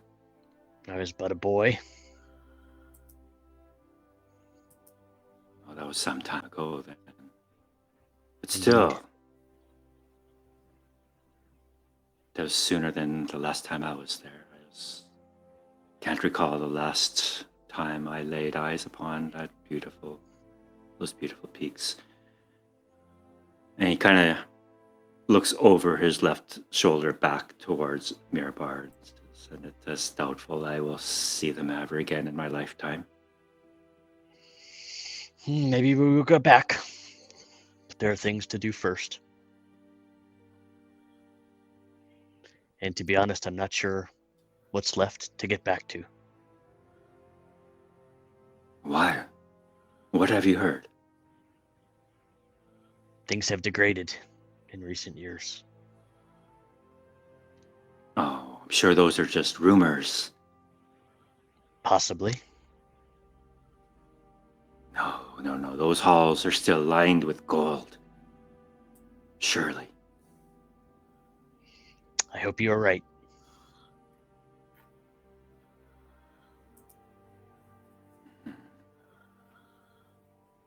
And he looks across the table at his brother, who is desperately trying to figure out how a fork works. Stabbing himself in the cheek.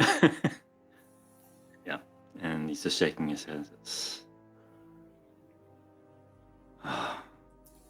Sometimes I think death would be a mercy for all of us.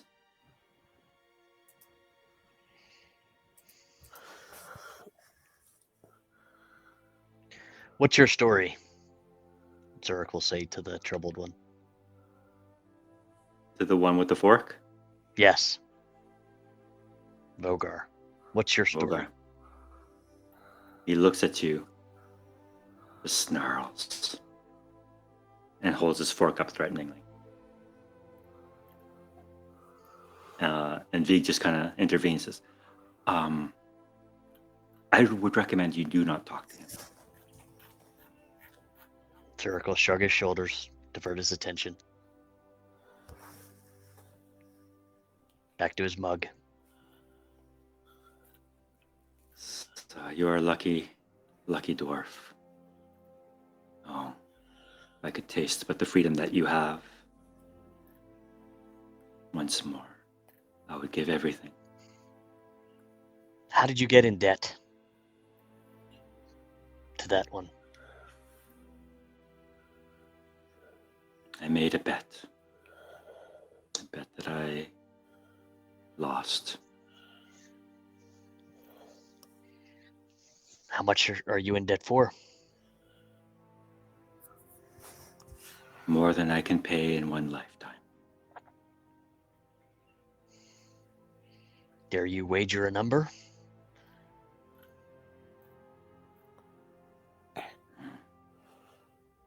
That trinket. The one that the woman upstairs wears about her neck. Yes, what about it? Perhaps that could have bought our freedom. So it's not about money then. There is no number. What does he really want? Mirabar? Yes. Gold. Gold is the only thing that matters to him.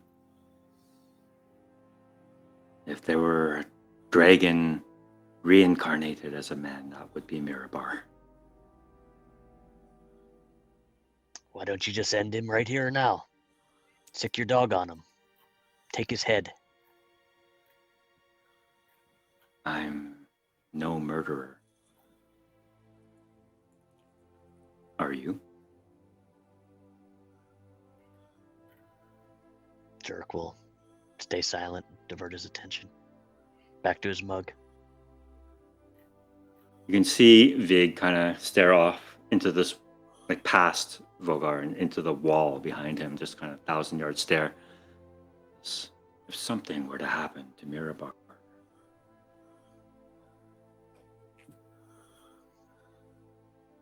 I dare say nobody would mourn his passing.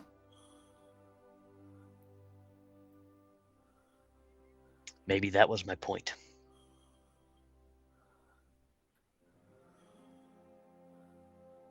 But it cannot be me or my kin.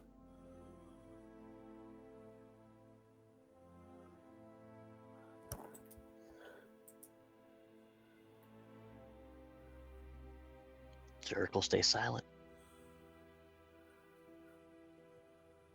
And with that, he says, if you plan on making your trip tonight, then I bid you farewell. And I do hope my son does not prove to be too much of a burden upon you. Where are you headed? I will go where Mirabar orders me to. If he is intent on heading to Bree, then that is where I shall be. Well, let's enjoy tonight until we meet again. Aye. I'll raise my mug. He raises his mug. And Vogar just kind of roars and raises his mug and throws back. Snorts.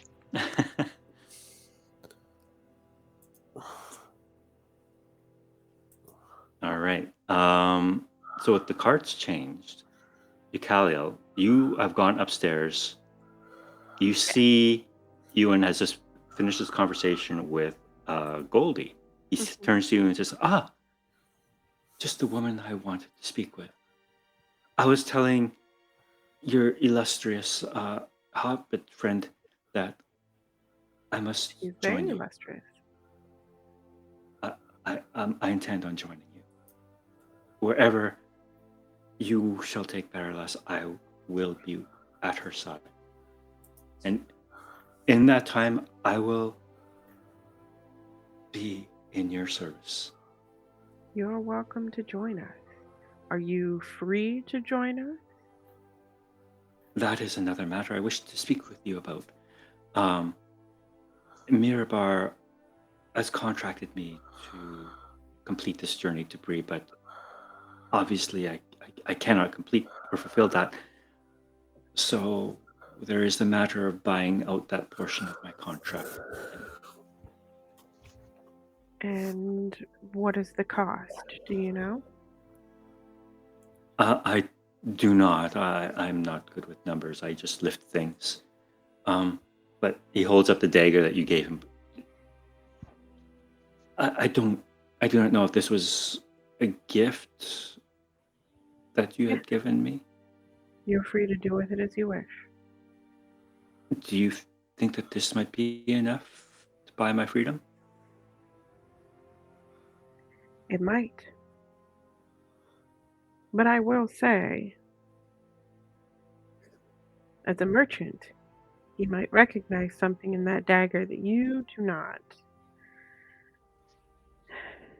I would appreciate if he has any questions about that you just send him to me.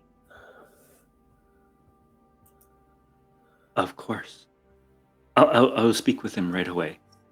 And he gives you a quick bow and thank. He's like constantly, effusively thanking you and rushes down the stairs. Go to the. I'll just kind of turn to Goldie and sigh and say, "Well, I think the cat is about to be out of the bag because she didn't go back inside yet, so she doesn't know that everyone knows that there's an elf in the group yet." All right. Zurich, you'll see Ewan kind of rush in, having a conversation with Mirabar in the corner, who's still looking rather disappointed and disgusted.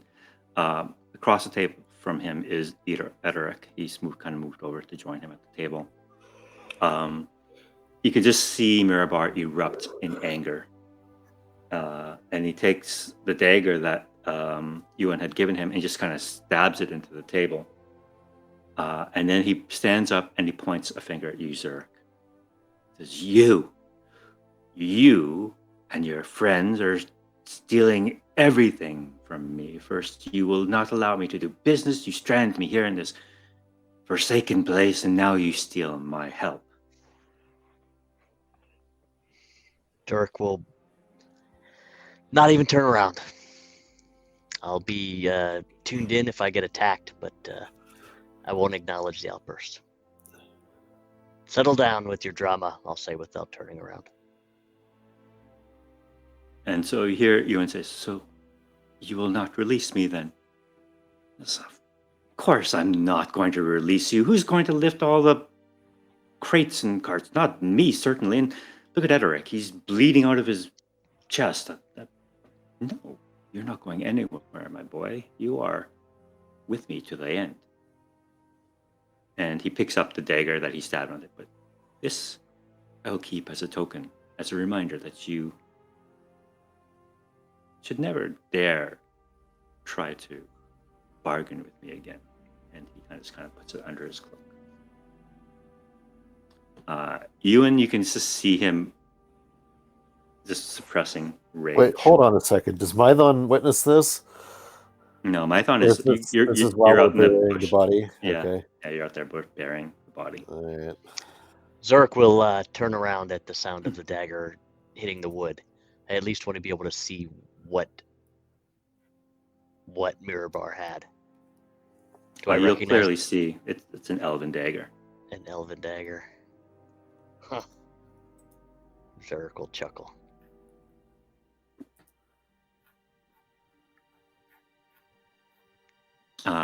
Jari notices it too and says, he's about to say, Is that Eucalio's blade? What's he doing with Eucalio's blade? I don't know, but we'll remember that he has it. And if he were to fall on it, wouldn't that be a shame? Oh. So now you're gonna set it up so that people think an elf killed him. Okay. And Ewan runs back upstairs. So what are the two of you, Goldie and Eucalio, doing while Ewan went downstairs? He's not returned yet. I think I'll sit down to. I think I'll sit down to kind of catch up with Goldie, see if she found anything out while I was away.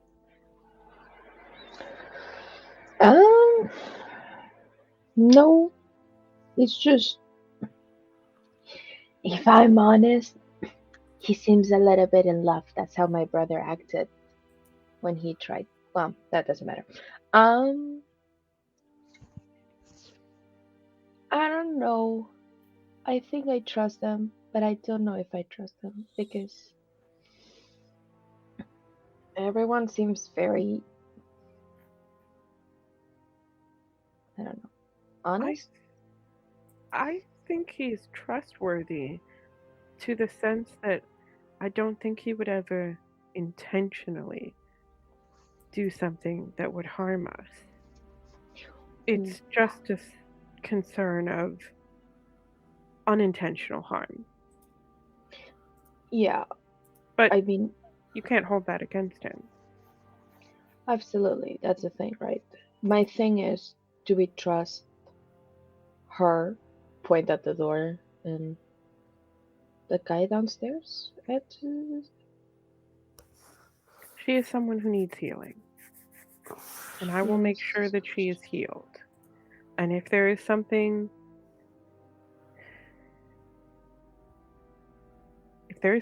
more to who and what she is, there are those far wiser than me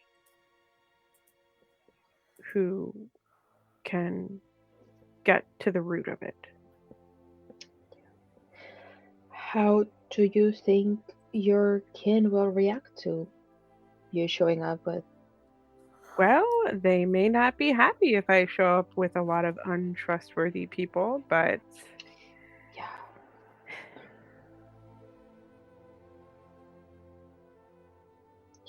I'll do the best that I can.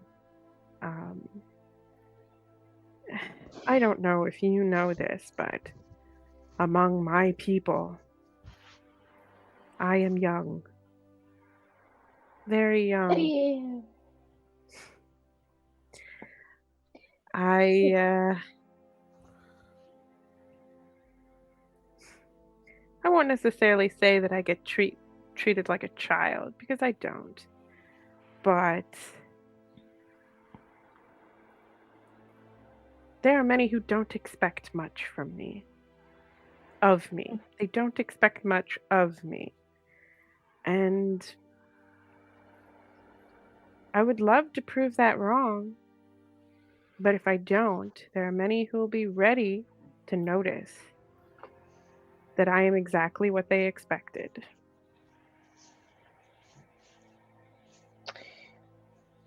I didn't know that about you. I do know how that feels, though. I thought you would. Yeah. Telling those that, well, we look up to is not easy. Or at least the feeling is not a good one.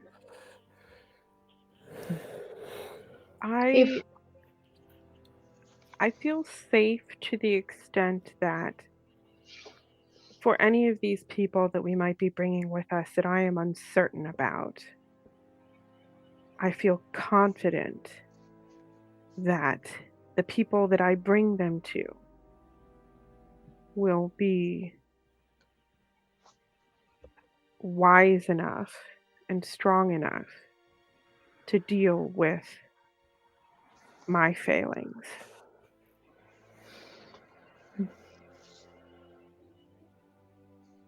Well, I don't know if it'd be a failing per se. I think it's more of we're in a place where we have to, well, we have too many orders from too many people, and they're all contradicting. And I don't know much about you, but I do feel like your kin believe that life is,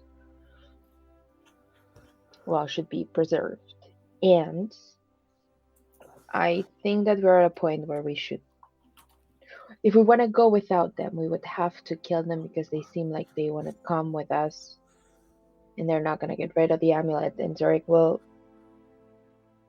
take the amulet. And it's going to be a bloodbath. So I don't think anyone will see that as a failing from your part if we do what seems to be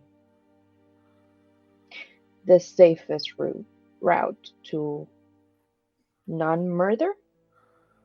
Of course. I suppose the only other thing I will say is back home, before this mission, my responsibility was as a guardian to that place that we are going. And part of that responsibility was making sure the people that should not find it don't find it. And so if I walk up to the gates with someone who should not be given entry, it will be seen as a failure of some amount. It is a dereliction of my duty. That That does But I agree with you. I don't think we have much of a choice. We will bring with us those who refuse to let us leave them behind. Thinking about Jari as well. yeah, huh. I am out of my element, Mhm. and I do feel safer traveling next to you than if I were to be by myself. Of course. It was all your help that saved my brother, and I haven't had time to thank everyone properly, but I do really appreciate it. But you didn't have to. It was not part of the task that we had, and I feel like that kind of derailed us a lot because we were looking for the schoolmistress and Yes. the injured lady, which we don't know where they are. Should we We ask don't, but Jari about it? we could ask him. I sent my companion, Rivendell, to warn them that those women might be passing through in the hopes of stopping them along the way so that we could catch up. I don't know if he succeeded, but at the very least, I hope by now they are aware. Yeah. And yes, we took a detour that put us greatly behind the people we were pursuing, but like you said, it was for the purpose of preserving a life. And I don't think that that was unworthy. I really appreciate it. And, well, we're just little hobbits. We're not born thinking about great adventures. And if I stop to think about it, it seems terrifying. But at the same time, it's exciting to be bigger than a little hobbit. I find It's about this that. adventure. Oh, No, go ahead. I was just going to say, I find this adventure, my first adventure, just as exciting as you. It's about that time you hear Ewan returning back up the steps. The steps are kind of heavy, and you can Mhm. tell by their weight that he is upset. I'll turn to look at him as he approaches. There's a look of anger and sadness on his face, and he looks at you and says, I'm so sorry. He will not let me accompany you, and on top of that, he took your dagger. How does he have a right to take your dagger? He's my master. Everything I have is his. Does your contract say that anything that belongs to you belongs to him? I am his to do with as he pleases. I serve at his leisure. This doesn't seem like a contract of employment. Mm-hmm. And he says, "Thank you so much for watching over Bearless. But as I understand, you are intent on leaving later tonight. I would like to spend the last few hours I have in her presence, if you don't mind." Of course. I will just kind of like, as he passes me, I will sort of like whisper to him and say, if you truly want to go with her, you can still try to hide yourself in the wagon or do whatever you need to do. I can talk to him if you want. No, there is no reasoning with him. No. But thank you for your offer, and I don't want to get you into any trouble on my account. You've already done so much. Of course. I think I'll turn to Goldie and say, I think I'll be heading downstairs to catch up with everyone. Do you want to stay up here or come down?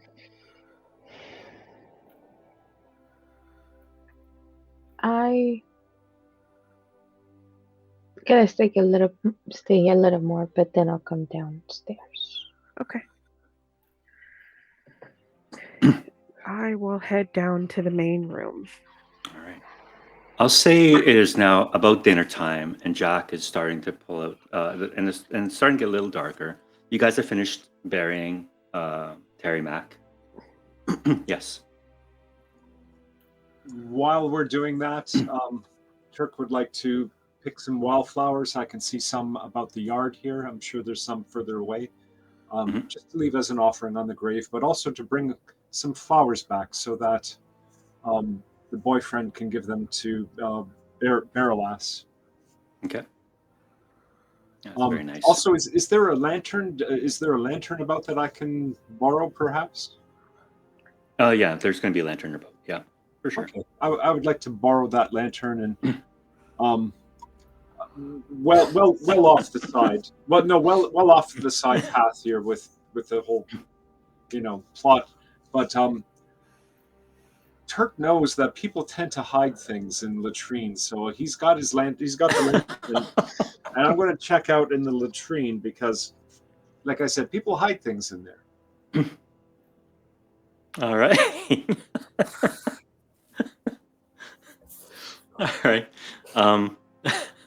So the rest of you have gathered in the main area. Goldie's still upstairs, hanging out outside the door, and God knows what Turk is up to. I mean, he already I'm not lowering down into it. I'm just looking with the lantern. He already smells like a dead body, so it's a little shit,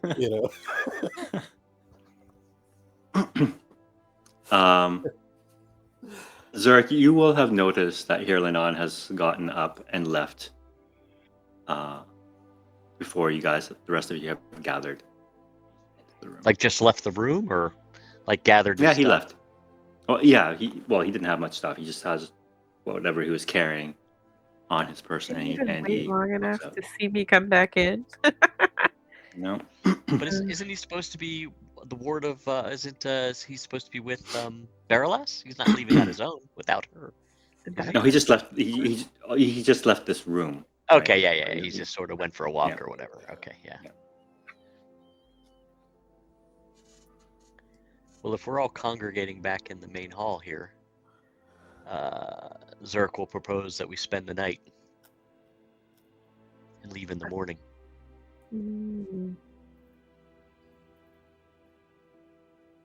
I mean, that attack was a one-off sort of thing. We haven't heard or seen anything since. But could we not all use a good night's rest? We could, but it's not going to help some of us as much as we would like.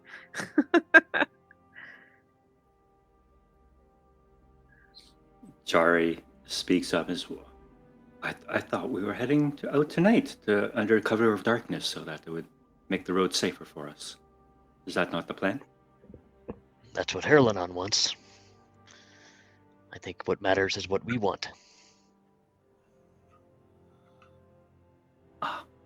And what matters to me is what you want, Master Zurk, of course. I think we should leave in the morning.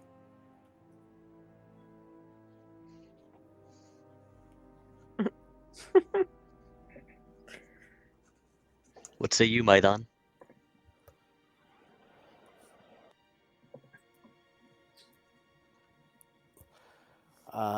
Mython frankly thinks that it's better to travel by day as well. Like, I'm not sure where this, travel at night suggestion is coming from. Coming from the Gondorian, we're not trusting. Well, no, I meant more in terms of like the Yeah, yeah. motivation for Yeah. offering that recommendation. Because there's supposedly like orcs around that we don't know where they are, and it might be harder Right. for them Yeah, to track us if we leave at night. The thing about orcs is that they don't travel by day. Yeah. They're allergic to the sun, basically. So traveling at night would make us more vulnerable to them. Yeah. Unless they're half orcs. They are. Even then, though, like even half orcs. Actually, Yeah. I don't think half orcs are a thing at this point. Not yet. Okay. Yeah. Yeah, I mean, I'm fine with us staying the night if that's the communal decision. The horse does need more rest, so. Sleep in shifts. Keep Yep. an eye on Herlanon and get some rest. Where is Herlanon, by the way? As we all look around the room and realize he's not in here.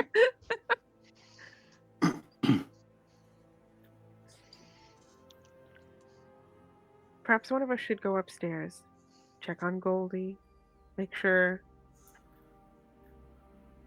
Herlanon's ward is still resting, and maybe invite Goldie to a meal. I would be willing to take my meal and rest up there, keeping guard, but I have a conversation that I would like to have before I do so. And I look pointedly over at the merchant who is, at Yep. this table here. All right. Before we get there, I'm going to have Turk make a quick perception check for me, please. As you look down into this latrine.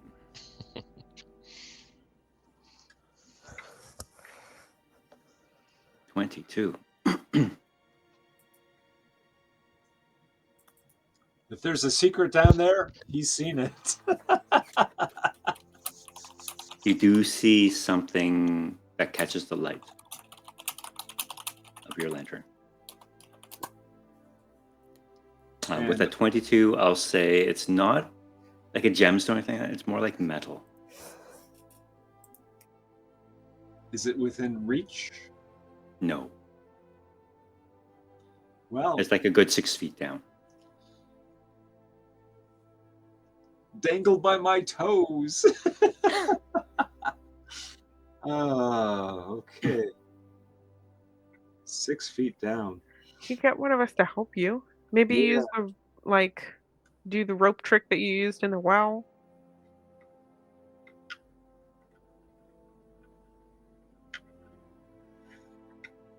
That way you can be lowered down, grab it, and then brought back up.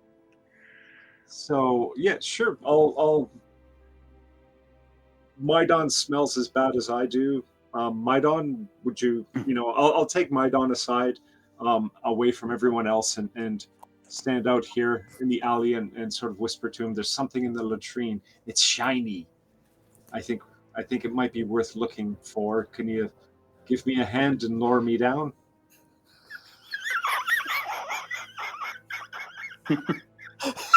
What? What's wrong? What's wrong? This is think out he's of character.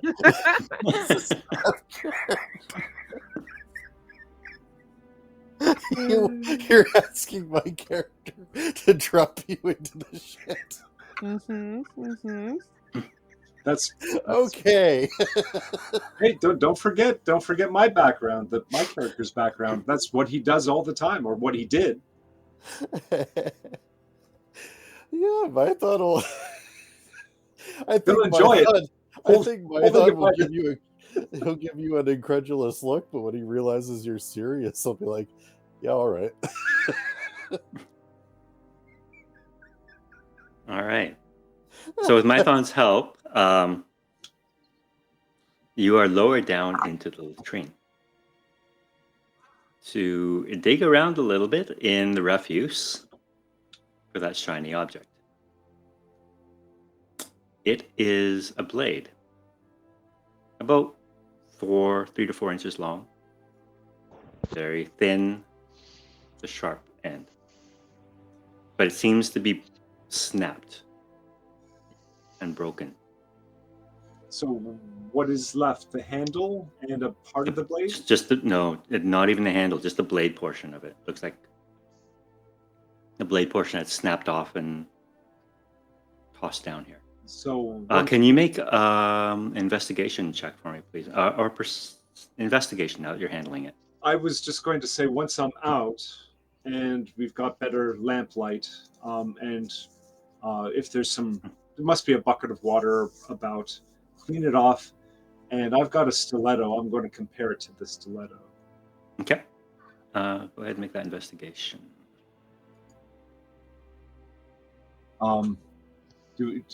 Never mind. That's fine. All right.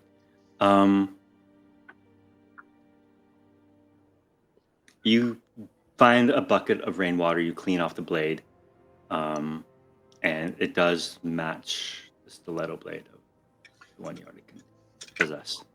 How fresh is the break? Is it rusty? Is it? Oh, not rusty at all. So I'll look up at Maidon and I say, you know what that means, don't you? One of these people, and you've seen the stilettos, right? When we were being not interrogated, but talking with Gandalf. Yeah, he had one shoved in the back of his head too. Yeah, well, I mean, I didn't see it, though. I felt it, but I didn't see it. Yes, I think we're all aware of the stiletto connection at this point. Okay. Perhaps at least one person, perhaps in that room, or has passed through here, left that behind.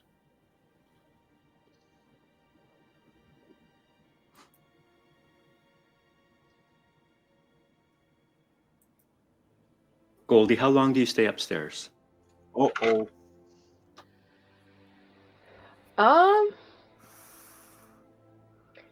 It's getting dark, and you've already missed one meal. That's why I was going to go up and bring her down for dinner. But blasphemy! A hobbit missed a meal. No. So this is gonna be reaching, but I was sitting there. Does the face of Verilas, and I don't know if I've asked this before, I didn't find it in my notes. Does she look like anyone? Like, does she have someone's eyes or something like that? Well, the door is closed right now, so if you want to take another look, you're gonna have to open the door. No, from like when I was from talking with before? her. When you're talking with her, did she look like you mean like same kind of facial features as like someone else you might have seen? Yeah. No, not really. She's got like kind of like darkish brown hair, shoulder length. The bone structure is not the same as Anna, or the messengers, for example, who have a much more distinctive kind of bone structure. Her face is a little bit more square. Okay.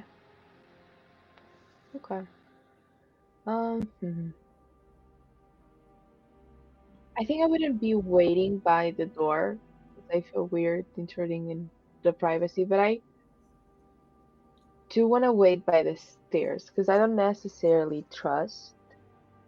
I trust everyone, but part of me doesn't want to trust everyone. So it's kind of the indecisive. Like, I'm gonna sit at the top of the stairs smoking pipe. And Most paranoid hobbit ever. Okay. Yes, I didn't want to be. Okay. But last time I left someone alone, they got a sword in the back of the head. My brother got taken by the trolls, so she's a little bit on edge. She's waiting at the stairs, just smoking, like not hiding or anything, just smoking. Because I don't know what happened downstairs anyway. So. Okay. So the rest of you are eating a meal.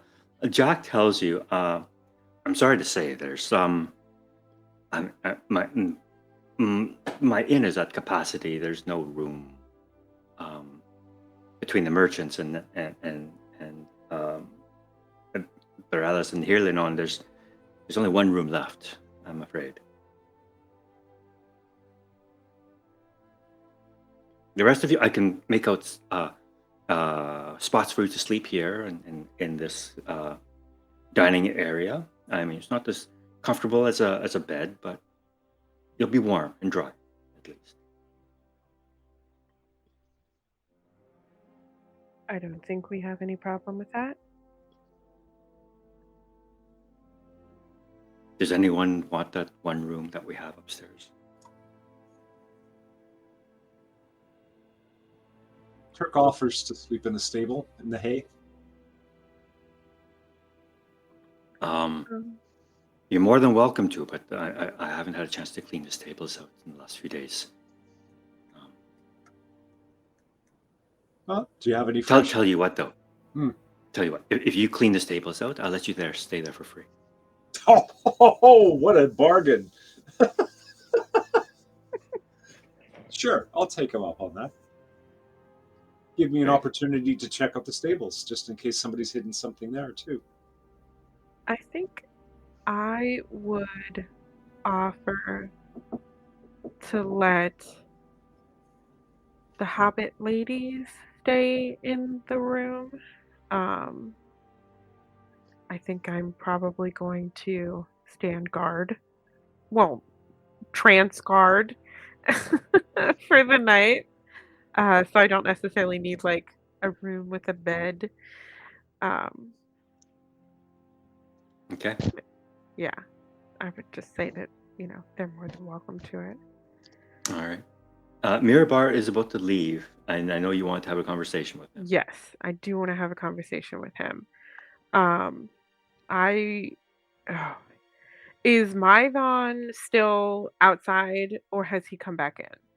I'll say they came back in, and they both, well, more so Turk. Smells really bad. Okay. I just want to really bad. I want to keep Mython in eyesight because I have a feeling that our conversation might become hostile, and so I want like my defender around. Yeah, that's fine. So I will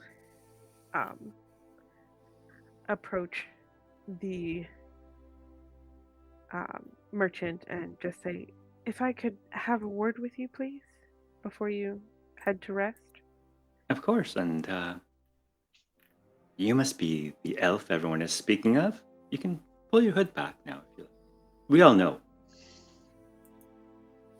I think I'll leave it the way it is, but and I kind of like turn to the rest of the room and be like, I'm not sure who divulged that little tidbit, but that makes this conversation easier. Oh. You wish me to accompany you then? Establish a trade route to Rivendell? I do not, but I do have a bit of a bargain for you. So, unfortunately, we cannot provide you a cart and horse to take you where you need to go. However, we're more than willing to send help when we get to our location. However, that is a given. That will happen regardless of what results in this conversation. But my bargain is this. You have already seemed to have taken payment for one individual. But I'm under the impression that the rest of these individuals here, and I sort of like look back at the other dwarves, I'm under the impression that the rest of these individuals are under similar contracts. And of course, I don't see why this is any concern of yours. It's not. I'm making a bargain. My bargain is this. You wish trade with the elves. I can attempt to facilitate that. However, it will have to be through an intermediary location, such as this fine establishment. He looks around, wondering what fine establishment do you mean? You know things, you know that things get better when money is poured into them. So, with a trade route here, I'm sure this establishment will look even finer. What I am offering is the opening of trade with you from this location if you release the contracts of these individuals here. If they choose to stay with you, that's up to them. But I this see, has and the potential you for. are in a position to negotiate on behalf of the High Elves of Rivendell. I am in the position to act as an intermediary. I will bring the petition for trade to them, and I will notify you of the success of those petitions. If there's anything that you would like me to bring to them as signs of the value of trade with you, that's fine. Letters of recommendation. If there's anything that you wish as a part of this negotiation, you can write them down and I will bring them with me. Right. He pulls out a scroll, empty one, and pulls out a little ink pot and quill. Let me draw up a contract to capture your offer here on paper, and you can sign it amongst witnesses that you will help establish trade between myself and the High Elves of Rivendell. I stated that I would bring your petition to them. It is up to them to choose to accept it. Oh, so you're not in a position to negotiate then? And you scroll. I am an intermediary. I am not a negotiator. Well, that doesn't help me right now, where I am stuck in this fine establishment, as you say, with no way to leave because you are abandoning me. Like I told And on you, top of we that, will you are trying to already steal my help. we will already be sending you assistance with your horse and cart situation, regardless of what you agree to this deal right now. So you will not be permanently stranded. We just need to get to our location and send the assistance. However, when the assistance arrives, if the offer was favorably accepted, then they will send official documentation of the establishment of this trade agreement. And it will only be at that moment that I would agree to relinquish and absolve the contracts that I have with my current employees. Mind you, the terms of this offer would need to incorporate that cost into it, of course, as Do well you have a as the cost number of the for that spoiled cost? goods for the delay in my delivery. Do you have a number for the cost of these contracts? Because it seems like none of us have been able to get a number if we had wished to upfront pay out these contracts.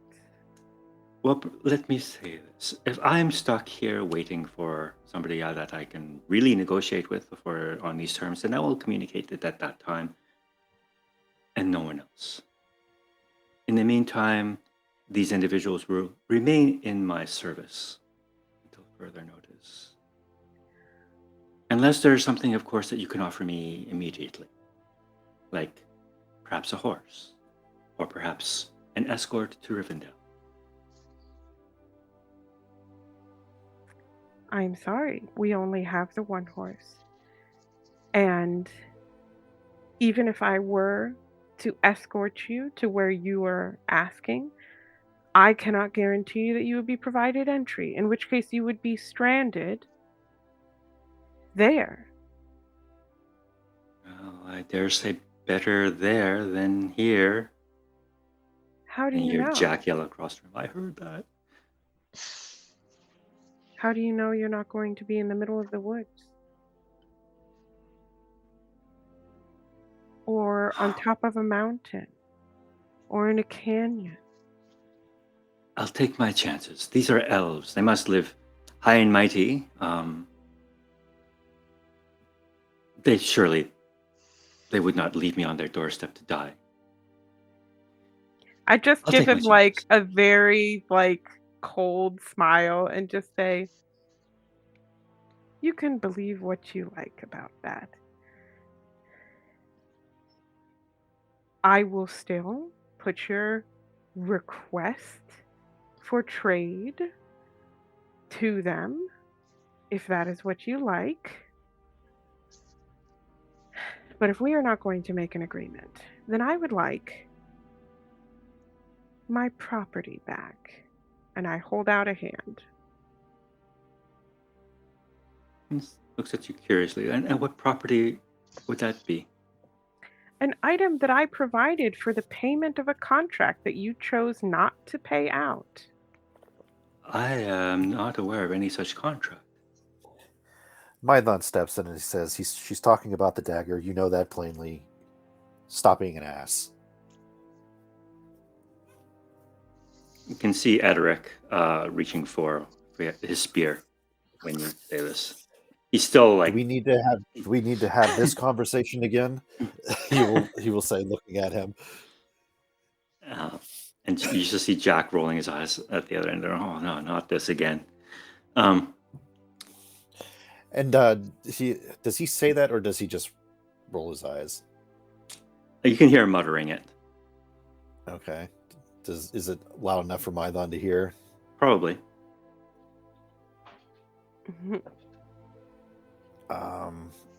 Then yeah, he'll look at Jack and he'll say, if you wish for this, if you wish for this to cease, then perhaps you should invite this man to leave your establishment.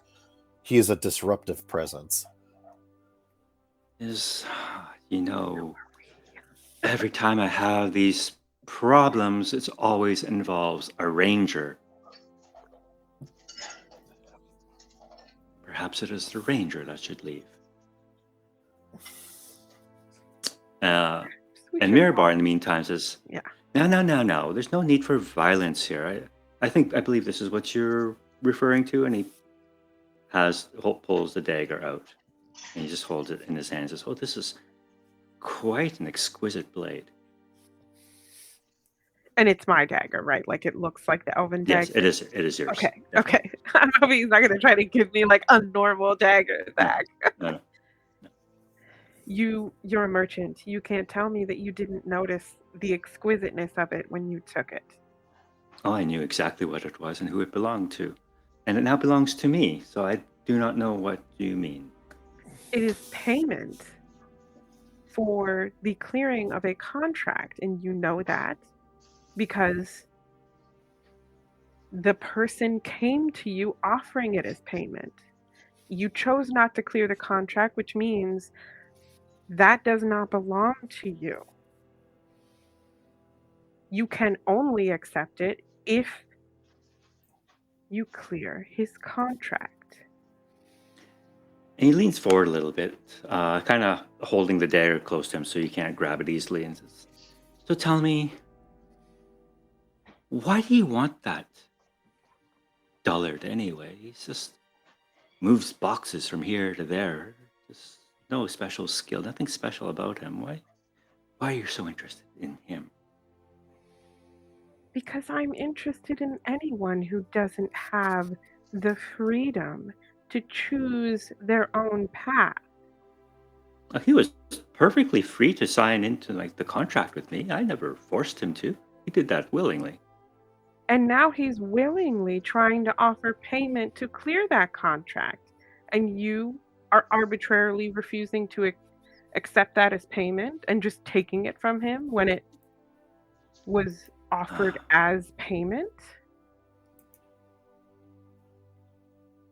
He puts the dagger back into his cloak and says, I'm sorry, the dealings that I have with my employees are between me and them, and Employee, it does not. not slave.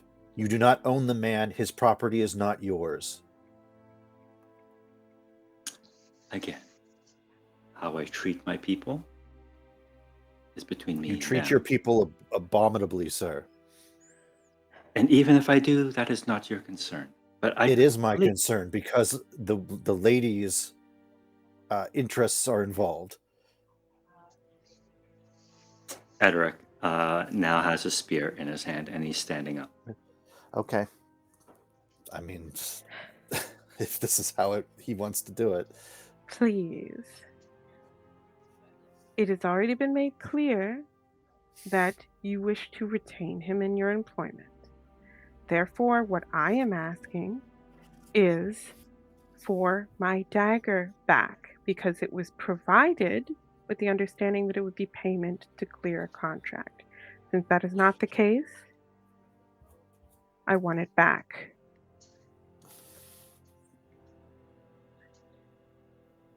He looks at it and says, you're willing to kill for this. I am not willing to kill for it. Oh, your friend certainly is. He has murder in his eyes. I can see it. Quite plain. I just kind of look over at him with a please, you're not helping. Impatience with your obstinance is not murderousness, sir. It is your man who is standing at attention with his weapon drawn. Well, I mean, he is hired to protect me from the likes of you, who would threaten me and my personal safety. I am simply demanding the return of the lady's property. She has made her case. It was intended as payment. You stole it. I stole no such thing. You did. You can My mince words all you employee- like. You do not get to decide the right of this. I am sorry, sir, but neither do you. If that is all, I'll conclude our business, and I really should be getting my rest. The man with the spear is Edric? Is that his name? Yeah, Edric. Okay, I'll turn to him and I will say, how much has he paid you that you stand by and watch this injustice transpire? He looks at you stone-faced and doesn't answer.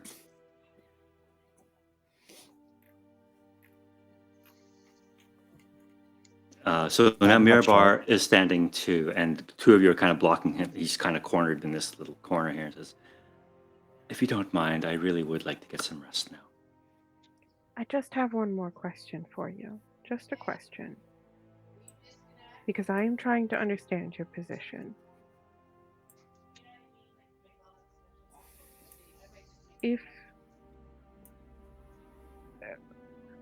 What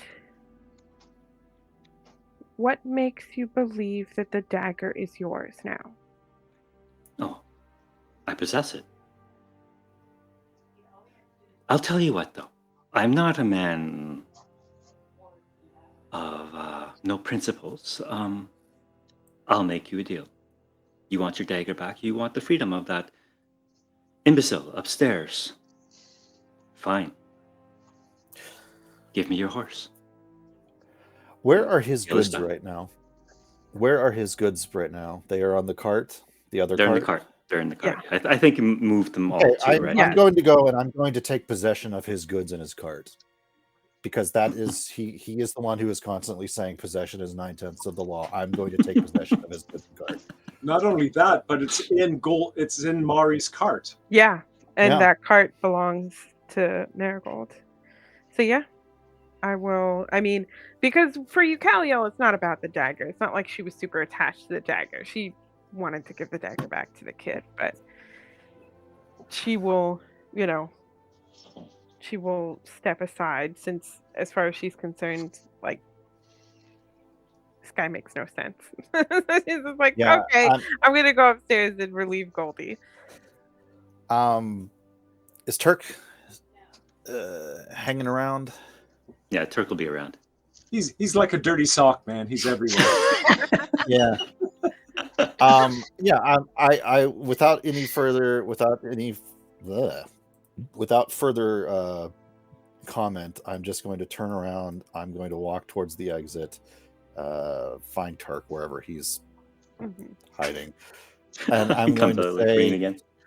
yeah, I'm going to say, Turk, I have been informed that possession is 9/10 of the law, so we are going to take possession of some goods. Yes, I overheard something about him complaining about his goods wasting or something, and I'll say, I had a pretty good look in there. There's nothing of his goods that are going to go to waste. So he's No lying. perishable goods in there. Yep. So what we're going to do is we're going to unload his goods from the cart because the cart belongs to us. We're going to array them in a pile in the yard. And I mean, we could be nice enough to put them in the other cart, but because we can't take both carts. No, we'll just leave them in the yard. I mean, I have half a mind at this point to put them to the torch. Just burn them right there. I feel like that's a little unfair. or at least threaten to do so, unless he unscrews himself. But my patience with this individual is at an end, and he's being just incredibly obtuse and. Well, just keep in mind that if you're doing that, that means you're probably going to have to sleep out there because we're supposed to be sleeping until morning. Yeah, but we can't even it's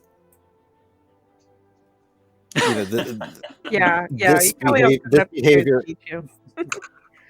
What? Oh, I'm sorry. What is she? It was stairs smoking. Yeah. But this can't be allowed to continue. This guy is being just completely obnoxious. So yeah, at the very least, we are unloading his stuff off the cart and retaking possession of the cart. It's not his cart. It never was. And if possession is 9/10 of the law, well, we possess it now. Come and take it. So yeah, Turk. All right. And we'll get that done hopefully quickly.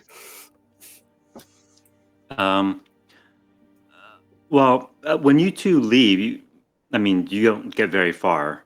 Mirabar and Edric are kind of coming out too because they have to go to their room, and the only way to their room is by these stairs. So they'll see you unloading the cart.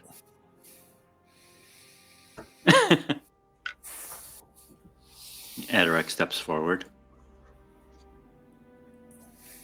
And Mirabar stands there and says, "And what in heavens are you doing?"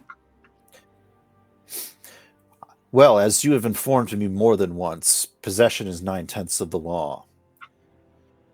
This cart is not yours. It was never yours. I am retaking possession of it. It is ours. You can do with your goods whatever you please. It's none of my concern. And then he'll go back to unloading the whatever it is, the goods. Do we see anything else as we're unloading that would lead us to believe that there's other than old tools and junk, pretty much? No, nothing else really. Okay. And he will, and I think over his shoulder he will say, "By the way, none of these goods are perishable." You see Edric kind of stepping forward with his spear, and he looks back at Mirabar. And Mirabar just kind of puts an arm on Edric's, puts his hand on Edric's arm, just kind of shakes it.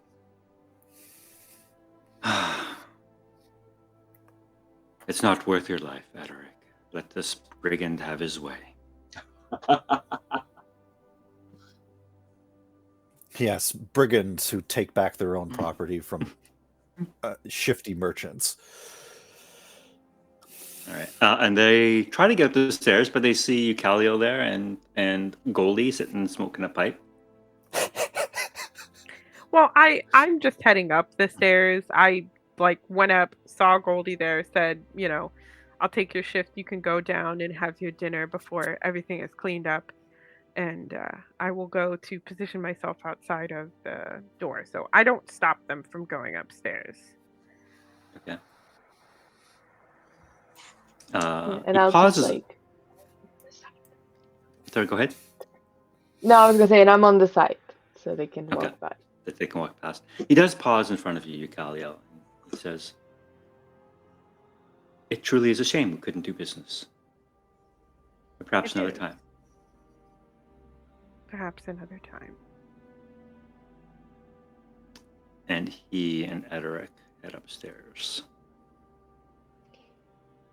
Can I look at where they enter? Like, Sure. is it the same room? No. Their room. They have two separate rooms.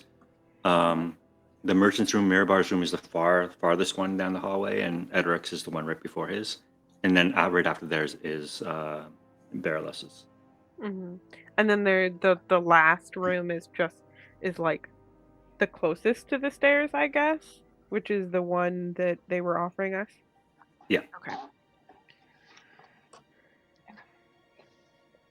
I'll I also will tell head Goldie downstairs. that we've been offered that last room, and so, when she's done eating, you and Marigold can rest in that room. I will stand watch the night. That's very kind. Thank you. Of course. I'll be right back. And I will just sit cross-legged Yes. outside of Bariles's room. Do we have anything loaded onto the old cart, like the rickety one that we were using? Probably just the gear that you had, Yeah. like your We tents should probably and stuff. we should Some probably tools. transfer that over to the. I think that was part of the process that I did. Like, I thought that I transferred our stuff into the other cart. That's what I already. thought too. Yeah. Okay.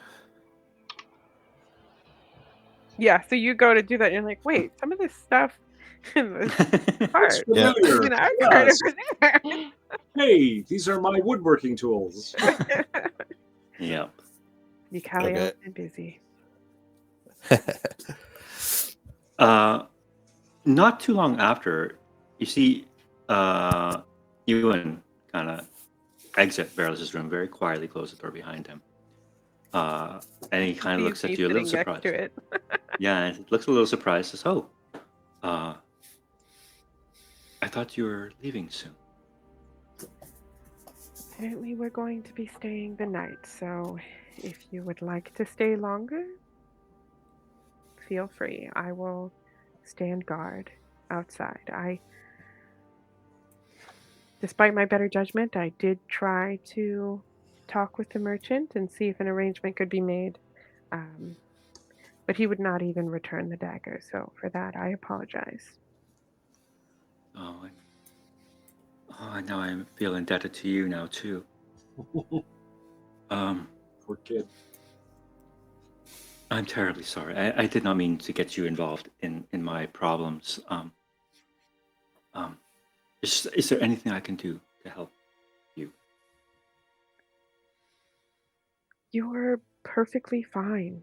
Just when we are ready to leave, whatever circumstances those might be in, if you could help us ensure that Baralis is safely brought to our cart so that we can be on our way, that's all I can ask of you.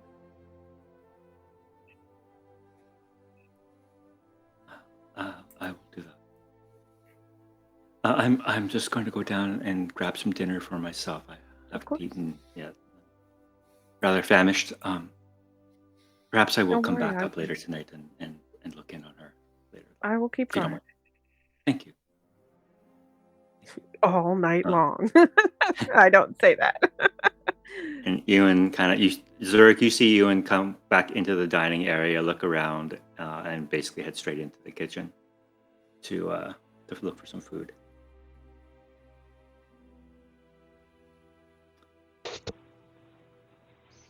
I would have gone to downstairs and get food too, Okay. and check that Marigold's fine. Yeah, she and Jack have been out talking it up all night about their plans to open up a new place, and Jack sees you come in and rushes to his feet to prepare a dish for you. And I'm gonna go sit by Jari and Zorik. Okay. And so no one else is here, it's just the dwarves and the kid. Yep. Now. Okay. Kind of whispering, but enough that they can hear me at the table. Jari, we were told what you did was not good. Just so we are on the same page. I don't like it. However, I'm sorry. I must stop you right there. Which part of it was not good? from the very fucking beginning, buddy. Sorry, didn't mean to. I was gonna say I understand why you did it. I would have done the same, and I don't judge you for it. But you must know that it was not okay. I'm not here for this, though. I'm pretty sure you feel bad enough knowing that Nari is not with us. We were told that someone had seen you with two ladies, and I'll describe Anna Wintermoss and the messenger. And Oh yes, we shared the road together all the way to the inn. what did you talk about? And I'm gonna remind you, you did very bad towards us, so tell me the truth. I have done my best to be nothing but honest. I'm gonna Most of give the him time. a look. Disappointed. But no, I was just leaving Bree. She had caught up to me, and I noticed that she had a very sick-looking woman with her, and I offered, being the gentleman that I am, that she could use my cart to transport her, rather than wearing down her horse, which, by the way, looked a very fine steed indeed. Bet he did. We shared the road through to Stadel and onward. She didn't really say much, but she did. I didn't mind the company anyway. She said she was headed uh, over the Misty Mountains, and that's all she would say. She did not. What She never about asked me a question about my business, and you know what? That was fine with me too.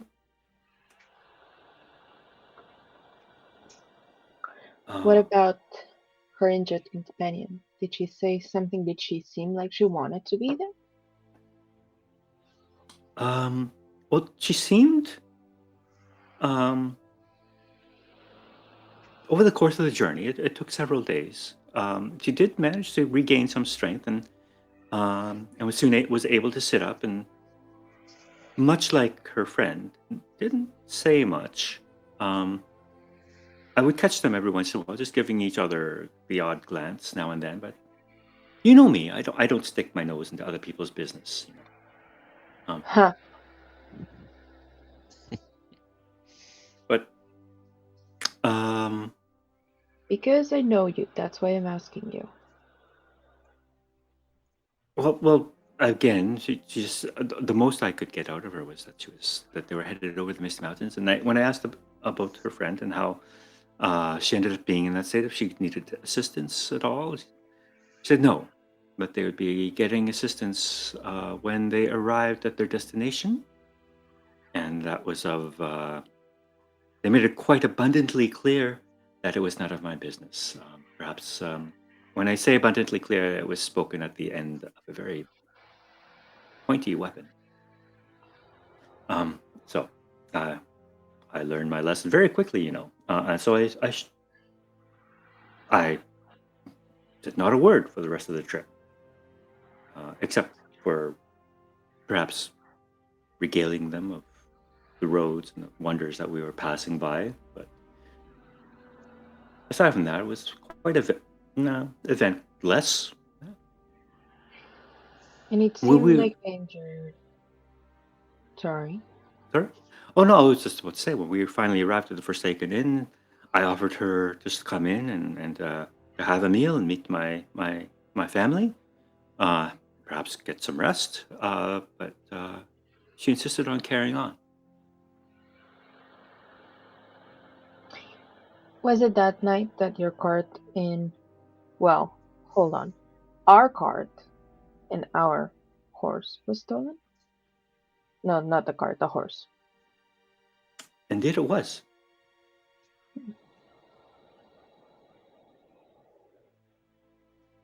No, you don't suspect that wonderful woman to have stolen your horse, now would you?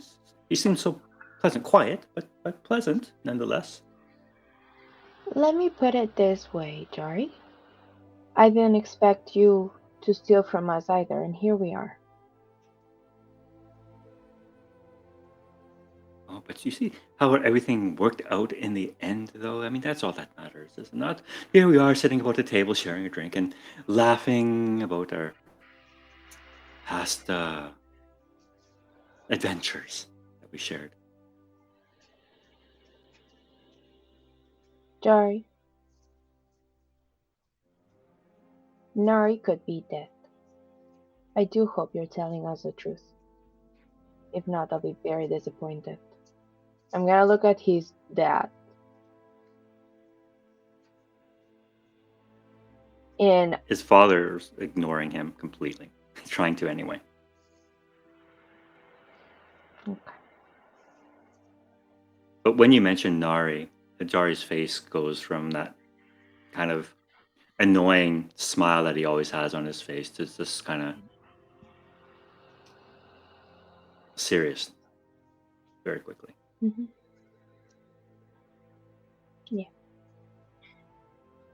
Yeah. I think you understand. Well, you didn't see him when we found him. We had to. Well, he was very lucky that we found him. That's why I'm asking for the knowledge you have. I swear to you, all I know is that the two of them proceeded on, heading east, apparently over the Misty Mountains, as far as I know. And the injured person seemed to want to go, right? Yes, of course. There's no sign of coercion or. In fact, they seem to know one another. Lovely. Well, I thought for the moment that they could have even been sisters.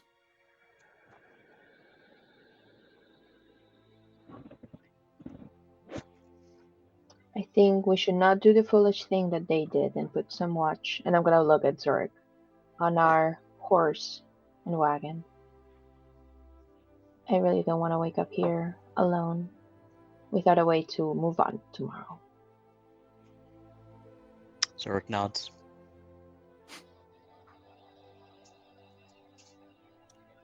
So, Turk, I see you have gone into the stables. You're mucking out the stables, and you're gonna prepare that for a place to crash. Yep. So My thought.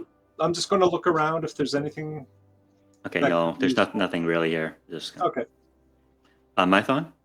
You finished creating your little pile of goods.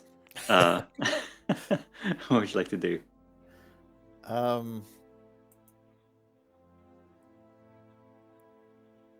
think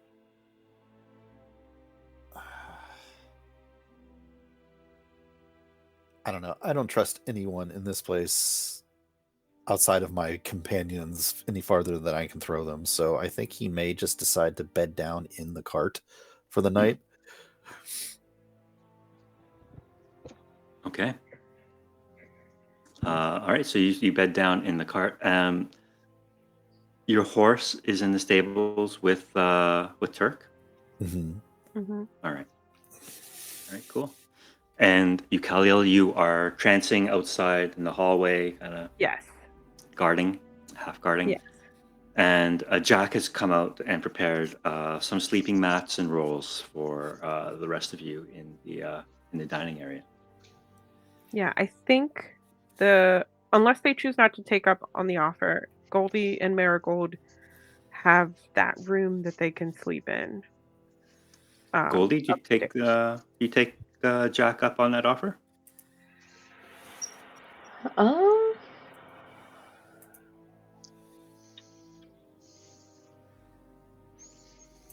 I'm thinking of like being separate.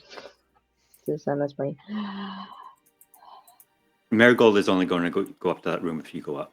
So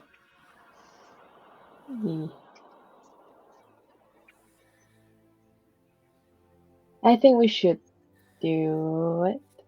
What does Jack want for the room? sorry. Oh, you're gonna use that room then? The spare room? So I think my question is, does he want gold for it? Oh no! Because of the pleasant conversation he has had with Marigold all evening, and his newfound plans to move to the edge of the Shire, he is giving you the room for free. Okay. Then I think we'll go upstairs and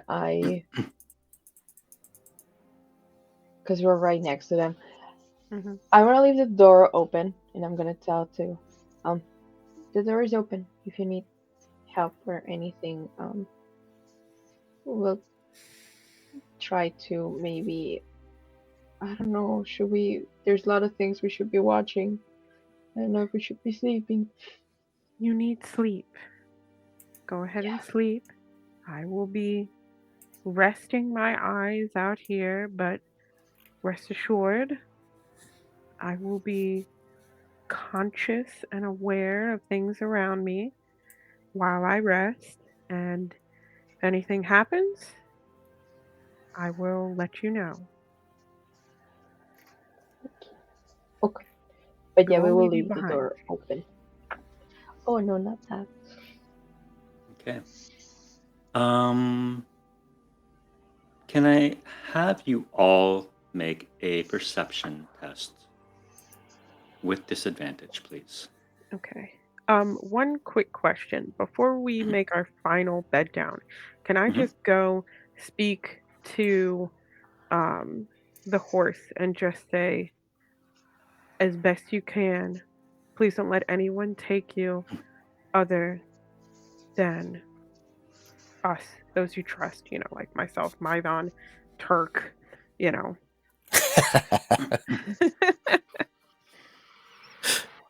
you know, in the sense of like, he says. defend yourself if you must, make some noise at the very least, like don't let somebody just take you.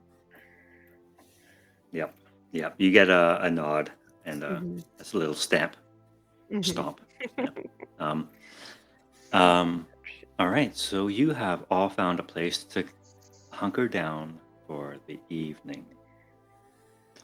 Nothing happens untoward throughout that night. You all sleep as well as you can, given the circumstances, and you wake up early the next morning. You have a short rest in. Short rest or long rest? Long rest or short rest? Short rest. Oh, so can we Yeah, burn I hit? asked that earlier. Can we burn hit dice? Yes, you can. Okay. So we're at second level. So how many hit dice do I get? 2. So if you spent 1 or more already, then I did spend 1 already, so you just have the 1. here's my second one. So Turk's heard the story of the arrow piercing the buttocks. The arrow is out and now lying for investigation. Mhm. Yes, No, I it's also have pulled one. out of my butt. Is yes, it's still not in your butt. Hirlanon has it. That's out. Yeah. I have Oh, the other does one he? though. Yeah. Yeah. I have black feathered arrows from session 0.9. Does the arrow look like that? It looks like the one that Eucaliel has in her possession. And and again, that was part of the consultation with Gandalf, showing him the black arrow. So, Yep. I think he said something about it coming from the south, from evil men in the south,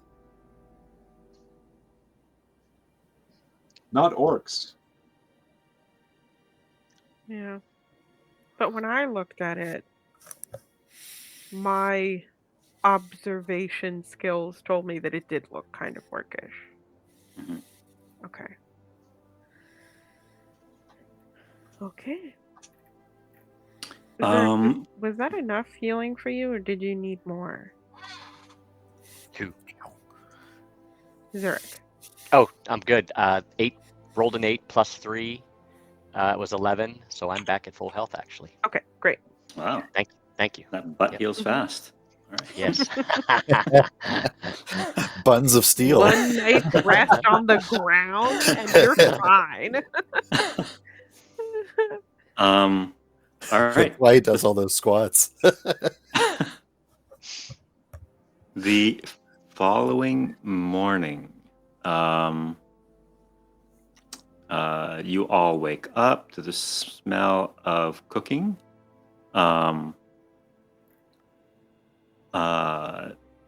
Jack seems to be whistling to himself. He seems to be in a very good mood. He's made you all a specialty. He's got some bacon cooking for you guys. Very happy. Serves you all as you're whistling away. And you see Hirlanon is already sitting at a table when you wake up. Hmm.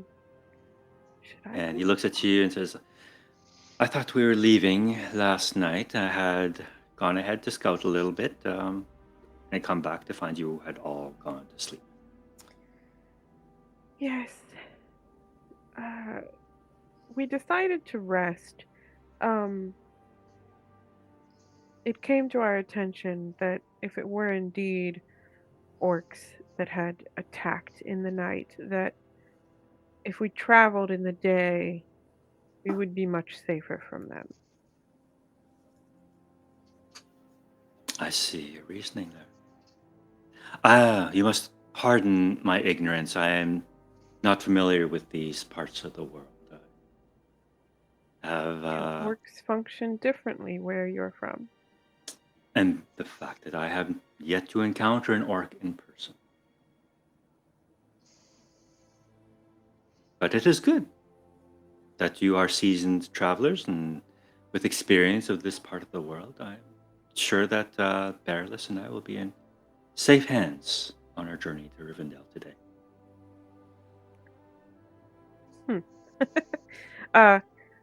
Out of character question, who was it that originally said orcs are attacking? Who actually was it? It was Hirlanon. It was Hirlanon, and he's like, I don't know about orcs. Why would he say orcs were attacking if he knew nothing of orcs? So he recognized the feathers on the arrow. Exactly. And he says he doesn't know orcs.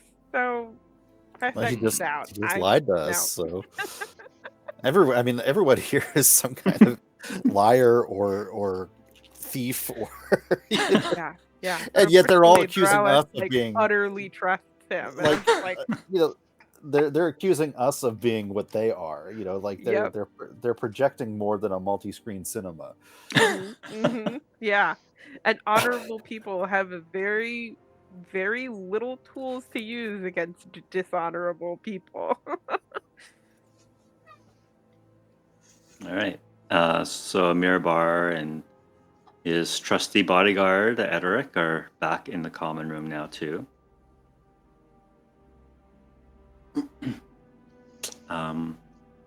You have spent the night upstairs, Eucaliel, and you see Barilys Yes.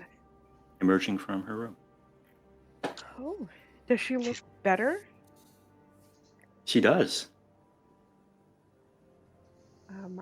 I get up from a seated position and smile and just say, "I'm glad you're looking better. Are you ready to travel today? And she nods. Let And us you go can see an downstairs eager and look have on her face. breakfast. Apparently, it smells like bacon, I think." Mhm. Food of the gods. I Yeah. personally disagree, but I don't think Eucaliel cares. All right, so you make your way downstairs, Mython and Turk. You smell the strange smell of good cooking, actually, amongst this. You haven't had a chance to properly bathe, Turk, so you're smelling pretty ripe right now. Oh, well, I'm sure there's a rain barrel out back that I can, splash about in. Sure. Probably- Yep. Clean yourself up as best you can. You could probably just dive right in. You're small enough. But then again, that would be the breakfast water too. So Yeah, There's it's that like too. their well isn't functioning right now. So all of these rain barrels that you're sullying are their food and their drinking water and their cooking water. Just grab a large ladle and start dousing yourself. All right. So you all kind of gather in the common room then to enjoy a nice breakfast together.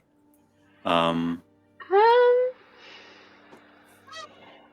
gonna go check if the merchant store is open. Well, the merchant is now in the common room. Are you going to Yeah. try and sneak off and check his room? Oh, so before I went downstairs, I would have waited until Oh. everyone walked downstairs. Okay. I was left down there. All right. I'm Last gonna one. go check if the door is open. Okay. The door is locked.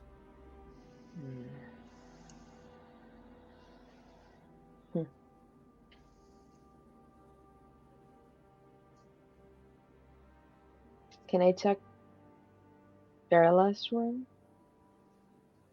Yeah, her room is not locked. Just gonna peek inside.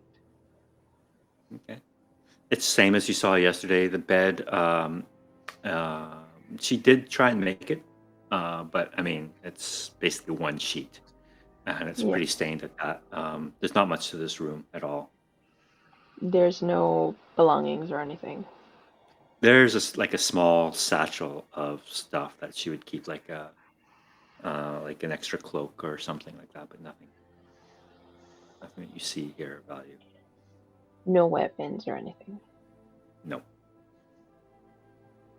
Okay. I'll close it and I'll go. Oh, the wagon's still here. The wagons are still there. The horse is still there. You're all the dwarves are just mowing down. They look like they haven't had bacon in forever. But you notice Barilys just kind of looking around, not touching her food. Is the amulet around her neck? Is it visible or is it beneath some No. clothing? It's tucked beneath her clothing. Okay. So she's at the table near me. I guess I will offer, because she looked like she was almost willing to eat it last time, and she's feeling better today. So I will offer another apple. Dwarves don't know it's not bacon. You pass her you try and offer her an apple, but she's looks at it briefly and looks at you and mouths something to you. Okay. What is she trying to say? Where's Ewan? He didn't come back? Well, Oh, I yeah. was on watch the whole night. Someone's He never missing from returned, breakfast. correct? You were up there the whole night. You didn't notice anything. Yeah, because I remember he left and was like, I might come back later tonight, and he didn't. That's correct. I suppose if this is actually where we're sitting, I will like turn around and tap Ederic on the shoulder and just say, where does the stable boy normally sleep? In the stables. Or the porter, you know, the Ewan, he sleeps in the stables. Okay, well, Turk is already in here. I guess I will turn to Verlas and just say, I'll look for him. Please try to eat something. And I will leave the apple in front of her and get up to go looking. Because, like, I ate, like, a corner of a lembas bread, and I'm like, we're good. So, Right. She moves to get up with you. okay. And as soon as she gets up, Hirlanot gets up.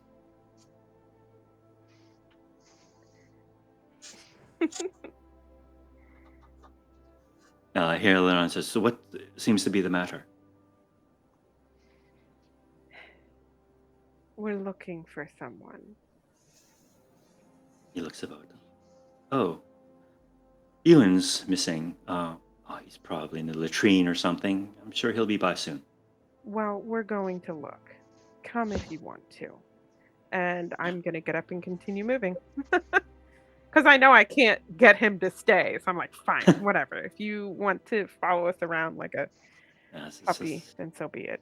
He'll be fine. And he kind of tries to pull Barilus back down to sit beside him. Where would you like to go? The rest of you hear this, by the way. The fact that Ewan seems to be missing. I will start off by talking to Turk. Because he was the one who was sleeping in the stables. And just say, Turk, did the porter ever come to sleep in the stables? I rolled 14 for perception. Yeah, you didn't notice anything. You had a very good night's sleep. All right. Which one of us is a good tracker? Okay, where is... Oh, there it is. Yeah, I will then go to Mydon and say, we need to track someone. Turk is low to the ground. He can provide assistance. Mm-hmm. Or a separate role as well.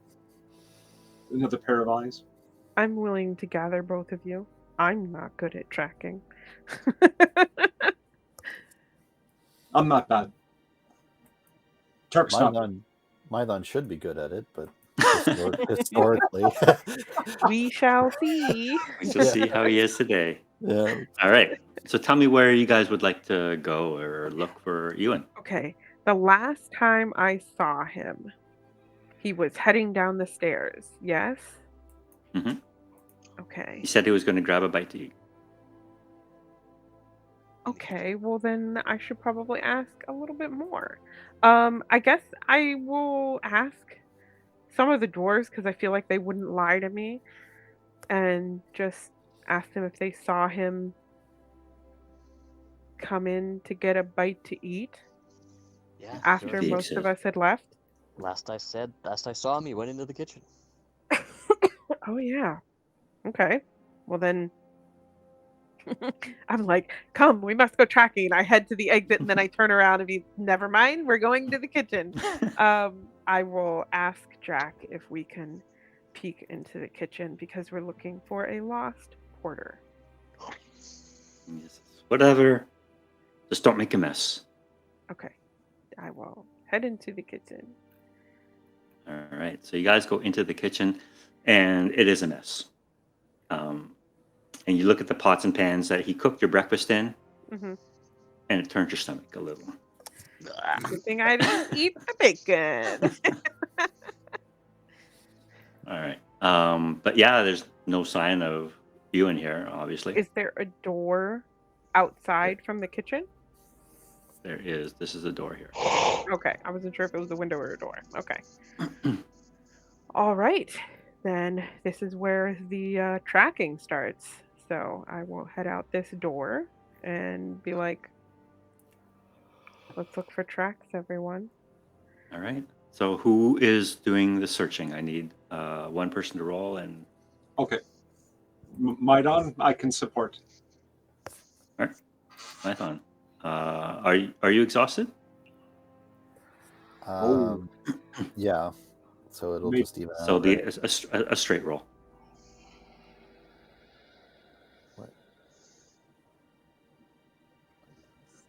Which skill is this? And Oh, unfortunately, this all will my ones- be hunting. This will be hunting. Sorry.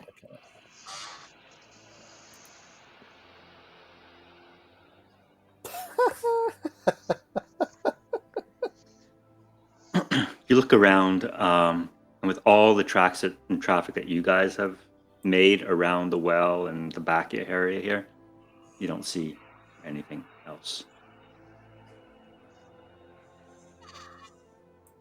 Hmm.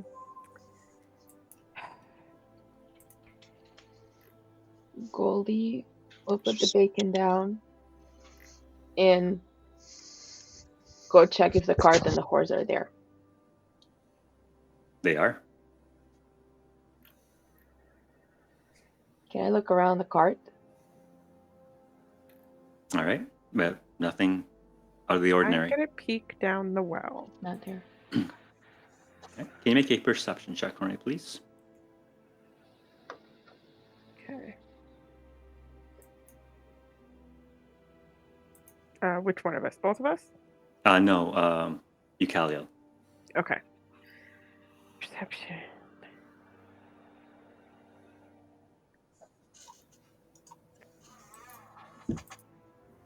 It's hard to see in this light, but there seems to be something down there. All right. I will call Maidon over and ask him to lower me down into the well. Are you certain, my lady? Well, This I'm not level- strong enough to lower you down into the well, so That's not. Anyway.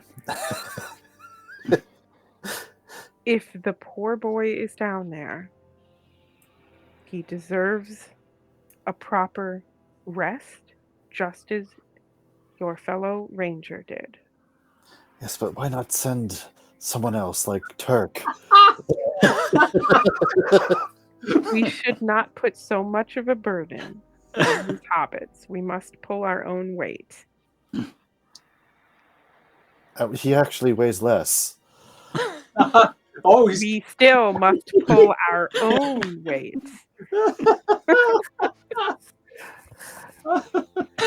Considering that it's going to be Maidon doing the pulling, but anyway, yeah, he'll relent. All right. You lower. Turk's just So- going to walk over and look down and watch what's happening.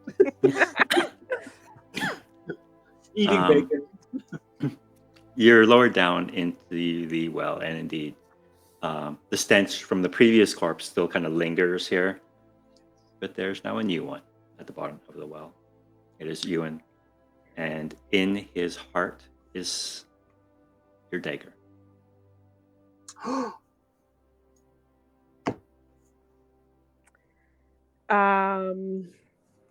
I will call up to Maidon and say, get someone's eyes on the merchant.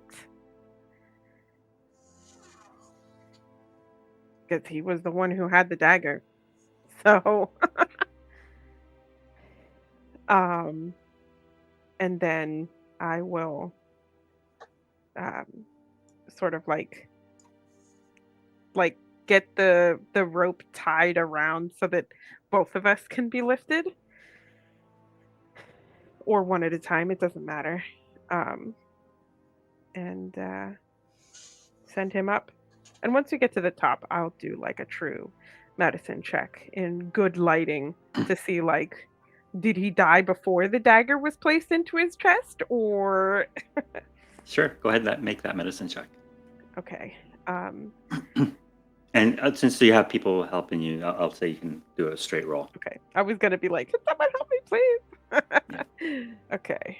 Medicine.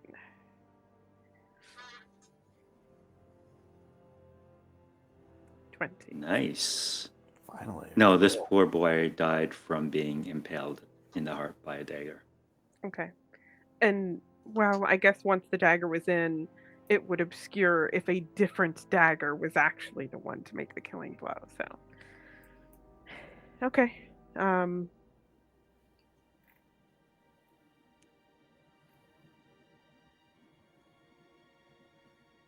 Yeah. At this point, I will stand by him and say, if we do any more to move him, it might badly implicate us. So, if you could go and get some other witnesses. You mean the liars and the thieves? Yes. He almost scoffs, but he goes off and wrangles all the people. I will tell him, like, be careful with Berlas. With the implication of, like, don't force her to not come if she wants to come outside, but, like, be aware that this person is someone she cares about, and this may set her off.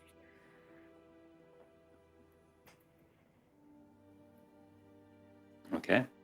So everybody, including Berlas, comes out. They're all standing about now. Berlas immediately rushes to him, falls to her knees, cradles Ewan's head in her lap, and starts sobbing. And with my roll, I could tell that he's been dead for a few hours now, like a night's rest. Probably about 8 hours. Okay, all right. So yes, I will just kind of turn to look at the others as they exit. Yeah. And just say,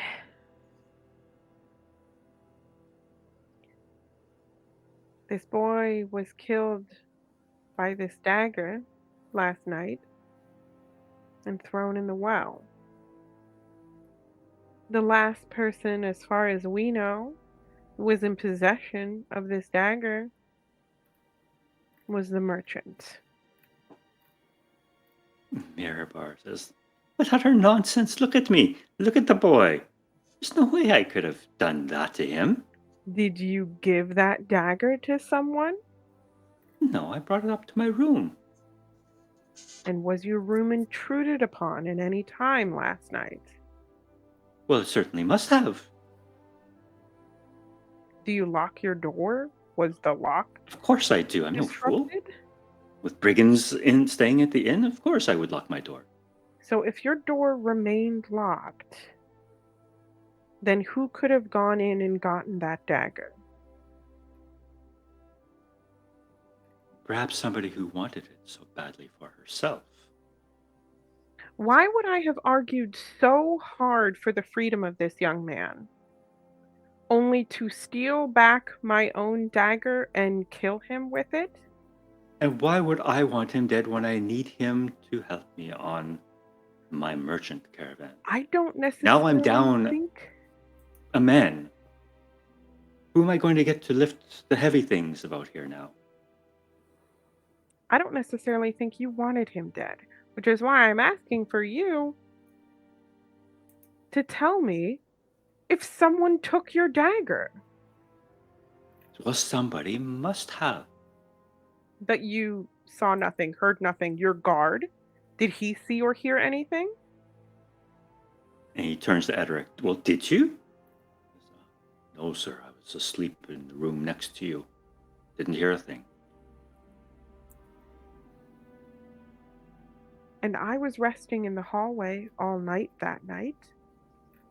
And I didn't hear anything either. Which begs the question, who was it? Who saw him depart? The last anyone saw of him was going into the kitchen to grab food, right?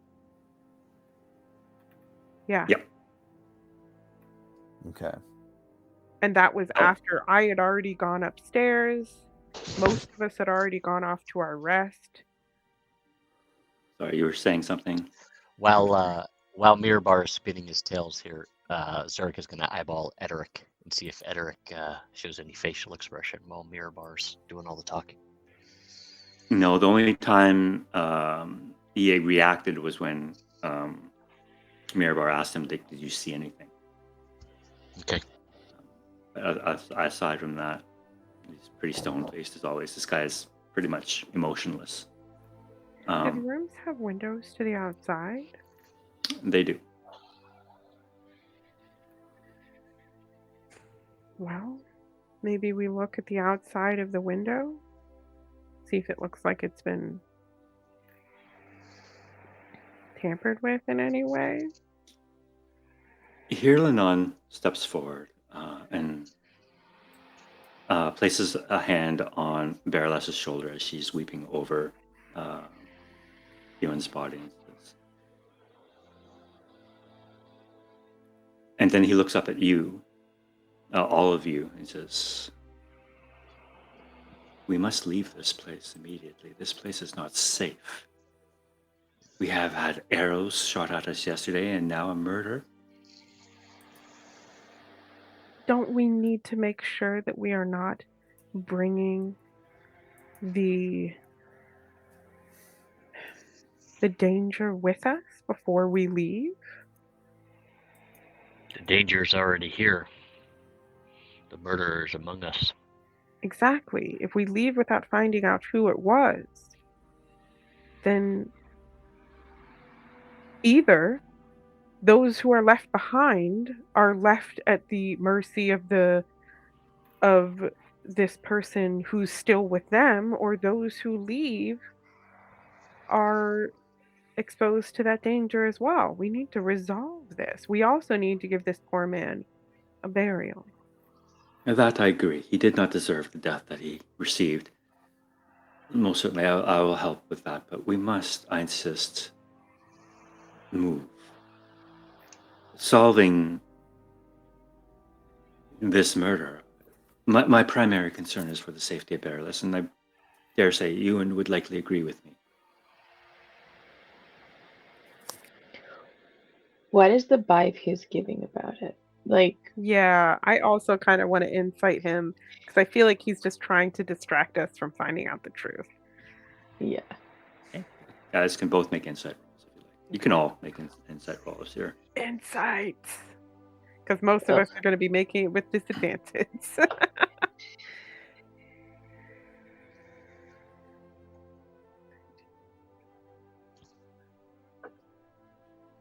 Apparently, mine is the highest at 13.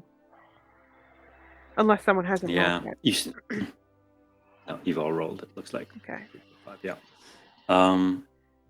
You can see as he's saying this, like a tear is rolling down his eye, like down his cheek, as he says, "No, he was a friend. He was a sweet boy.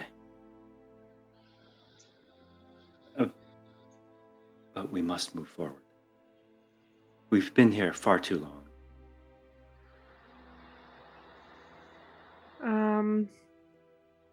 I will still ask Mython if he can look at the window while I help prepare the body. Like, Okay. there's enough of us. We can multitask. We don't need to brush off some good police work just because we don't have enough time. Yes, Turk. You had Maidon and Turk roll for medicine checks when we pulled the first corpse out? Mhm. Okay. And so we never found how that person died. Yeah, you guys, your rolls were too low and the body was too decomposed for you guys to tell. All right, so Mython, would you like to check the window on the second floor? I guess I will check to see if the glass has been broken. Oh, excuse me. If it is, if there are any scrapes or scratches on the frame, anything like that. Are you searching from inside Mirabar's room or just doing an external look at it? Inside. Okay. Mirabar's is like totally open to you looking at it with Edric there too, to make sure you don't try and pilfer anything of his. Mhm. Go ahead and make an investigation roll for me, please.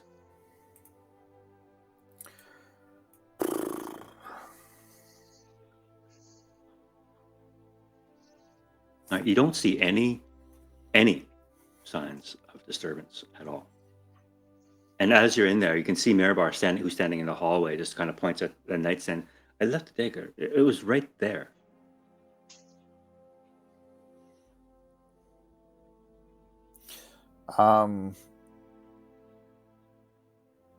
What about in like signs of like footprints or anything like that on the floorboards? Make a hunting check.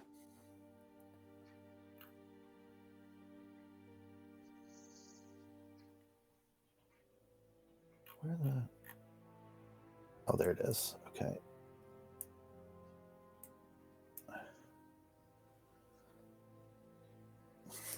This exhaustion is just absolutely killing us. Yep. This unfortunately, there's no signs of footprints anywhere. Really doesn't look like this room was disturbed at all.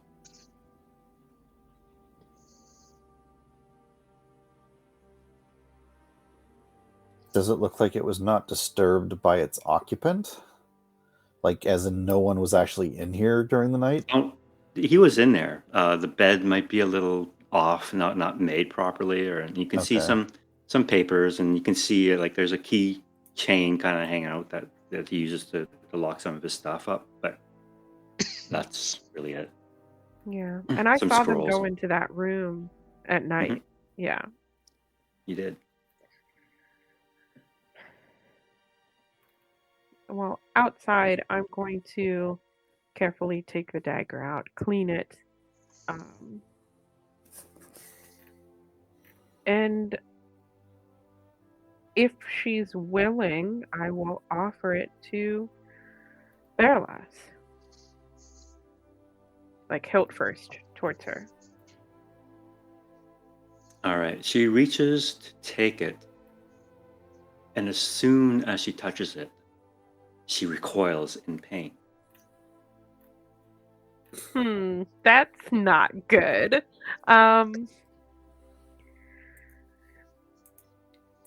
Do I have an inkling as to why that would happen? Make an old lore check for me, please. Okay.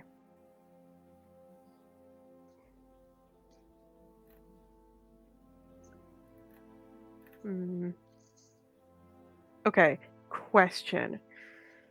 So I have some books that I brought from the library. Now, I'm not saying that I flip to the books right now, but I've read these books cover to cover. Can I, use the fact that I have that extra knowledge to give myself a straight roll of old lore? Sure. Okay. I know it's like a stretch, but it's like, come on. Okay. Come on. Yes. Natural 20. Wow. 25. So right off the bat, chill goes down your spine. when you realize that only creatures of shadow recoil at the touch of anything elvish made. Rah. That's where we'll end tonight. Yeah. I figured as much this whole time, but I was just like, I can't get the roll to be able to do it. Yeah, nah, that was a clutch roll. All right, maybe next session you guys can actually leave this horrible place.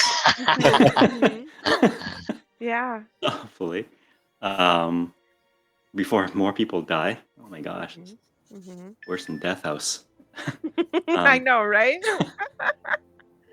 Um, but yeah, any questions or anything about tonight's game that top of your mind before we sign out? Turning into a murder mystery. I know.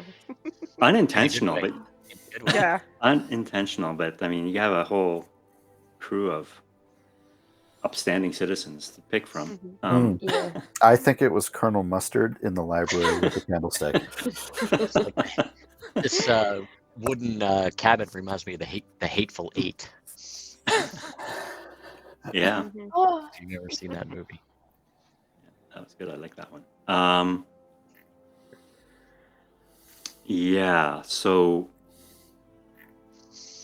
hopefully next session you guys can leave. I'm not sure. Like, what are you guys feeling? Are you guys not willing to leave this place until you know what happened? I mean, I'm for leaving once we get this body buried because I really don't think we're going to be able to get to the bottom of it. But I do think that we're going to have to deal with the information that I just discovered and decide what to do about that. But I am of the opinion that we should Well, leave. how's the in-game clock? How, like, we're heading to Rivendell. How far are we, and how many days till we need to get there? Let me check that for you. Thank you. Yeah, pull up the map. Yeah. I think. Hold on, I just have to find the date that I said it was last time because it's now 1 day later. Mhm. And then looking at the map, let's see. Do I have the map on? No, it's in the handouts. Yeah, player journey map.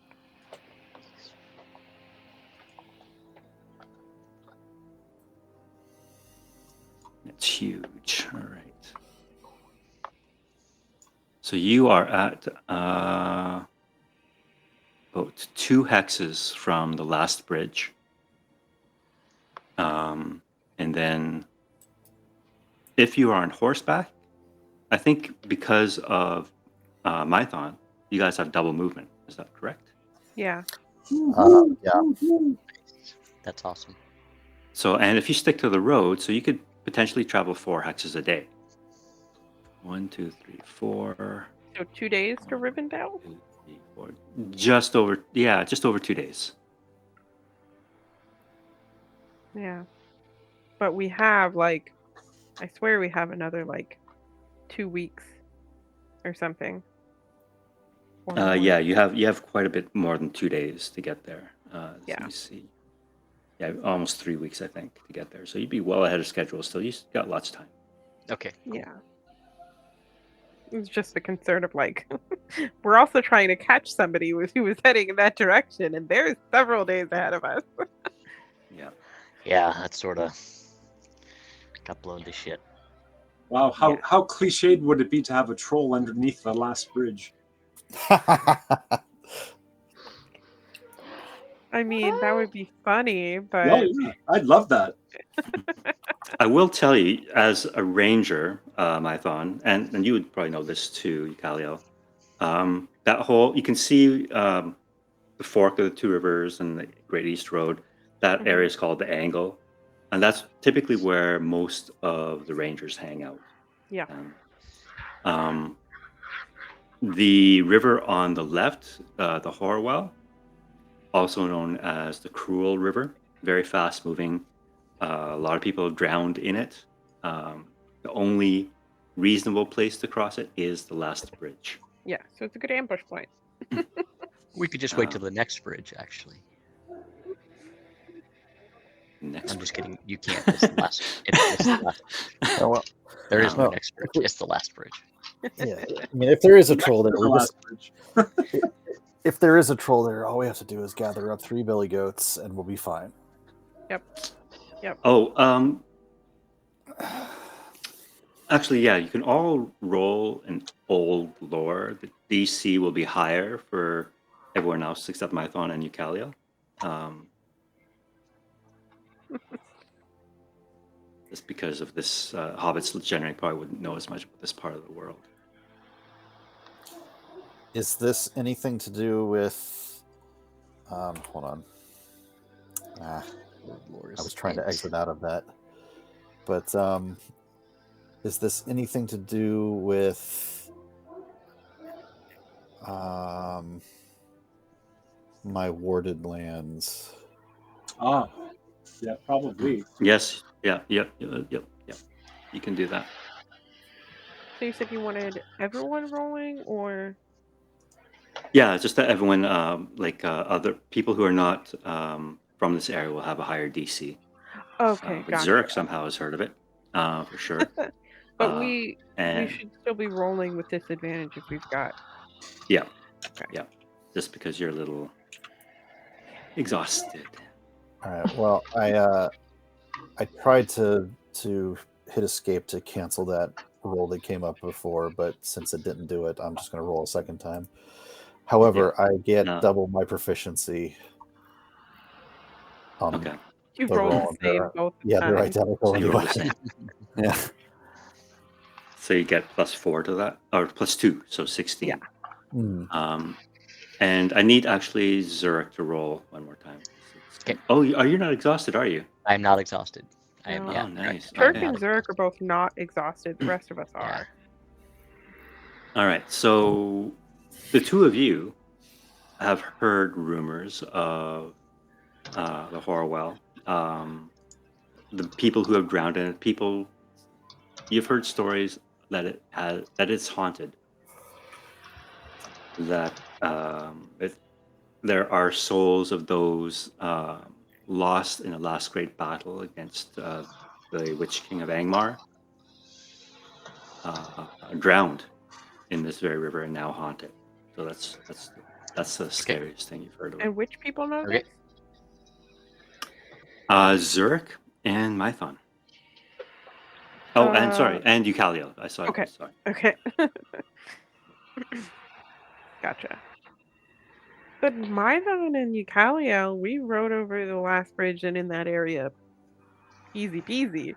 Yeah, generally it's pretty safe because of the proximity with the rangers who use this bridge quite often, and in fact, elves from Rivendell will often venture as far west as the last bridge. Yeah, as well. to patrol the troll shots and everything. Yeah. Exactly. Hey, buddy. So it's relatively safe as long as you stay on the bridge. Yeah.